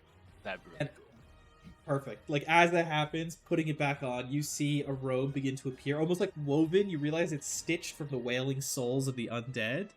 As he looks back at all of you. Let's go ahead and roll initiative for his new form. Still at the bottom. So, and he is going to... Yeah, that's his turn. And initiative count 0. The zombies on the ground begin to stir. They begin to rise up. Because just cutting apart a zombie is not enough. Their turn is just spent resurrecting, FYI. Oh. And the skeleton next to you, Nixia, is gonna just try and stab you. I mean, we've already experienced this, I think, as the whole party, but there's a higher AC to target the head, right? Yep. You can go for headshots, critical hits, or radiant damage. Yeah. I think there's the zombie here. He should be on the ground, right? I killed the other guy. The one you knocked to the ground, the extra bludgeoning, finished him off. Gotcha. Yeah, there's no resurrection. He's just like, it's a crumpled mess on the bottom. And with that, Skeleton actually misses you, Nixia, so we are back to the top of initiative. But I'll actually go ahead and pause our session here, because there's a lot left to deal with as something deadly is resurrecting. And I think some of your fears grow more and more founded. That this individual, this high mage, was not just a necromancer in his previous life. But actually, in his previous unlife, he might have been something more. Are you saying he's a double dipped necromancer? He's a super mega ultra lich. It's a double, yeah. I'm saying, because necromancer is like the normal term, right? It's just somebody practicing necromancy. Like, Kairos knows necromancers, but He's a double lich? A lich is a spooky. That's like when somebody goes really off the deep end. And the stuff he's doing is Kairos. frightening. Kairos in a future life. Who knows? Kairos if he doesn't had rein in the his skills. ambitions. Yep. But yeah, you see he's now got a body, and that looks like he might be a little bit more potent and powerful than before. It's a free action to end concentration, so just forget this silence bubble. Oh, yes. I know that the session's over, but I don't need it. You're... No worries. That was I will say that silence. He's still, like, very much focused on Nixie after that. After you say, "Why are you talking?" and then you put him on quiet. He's not happy. So that taunt definitely succeeded. Why do you gotta blue ball us every session? You just gotta keep you on the edge of your seats, because that was the warm up. That was just his skull bouncing around.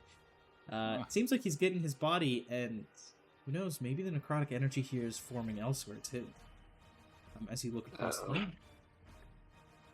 Oh Might no. be more to him. Okay, good. I don't like this.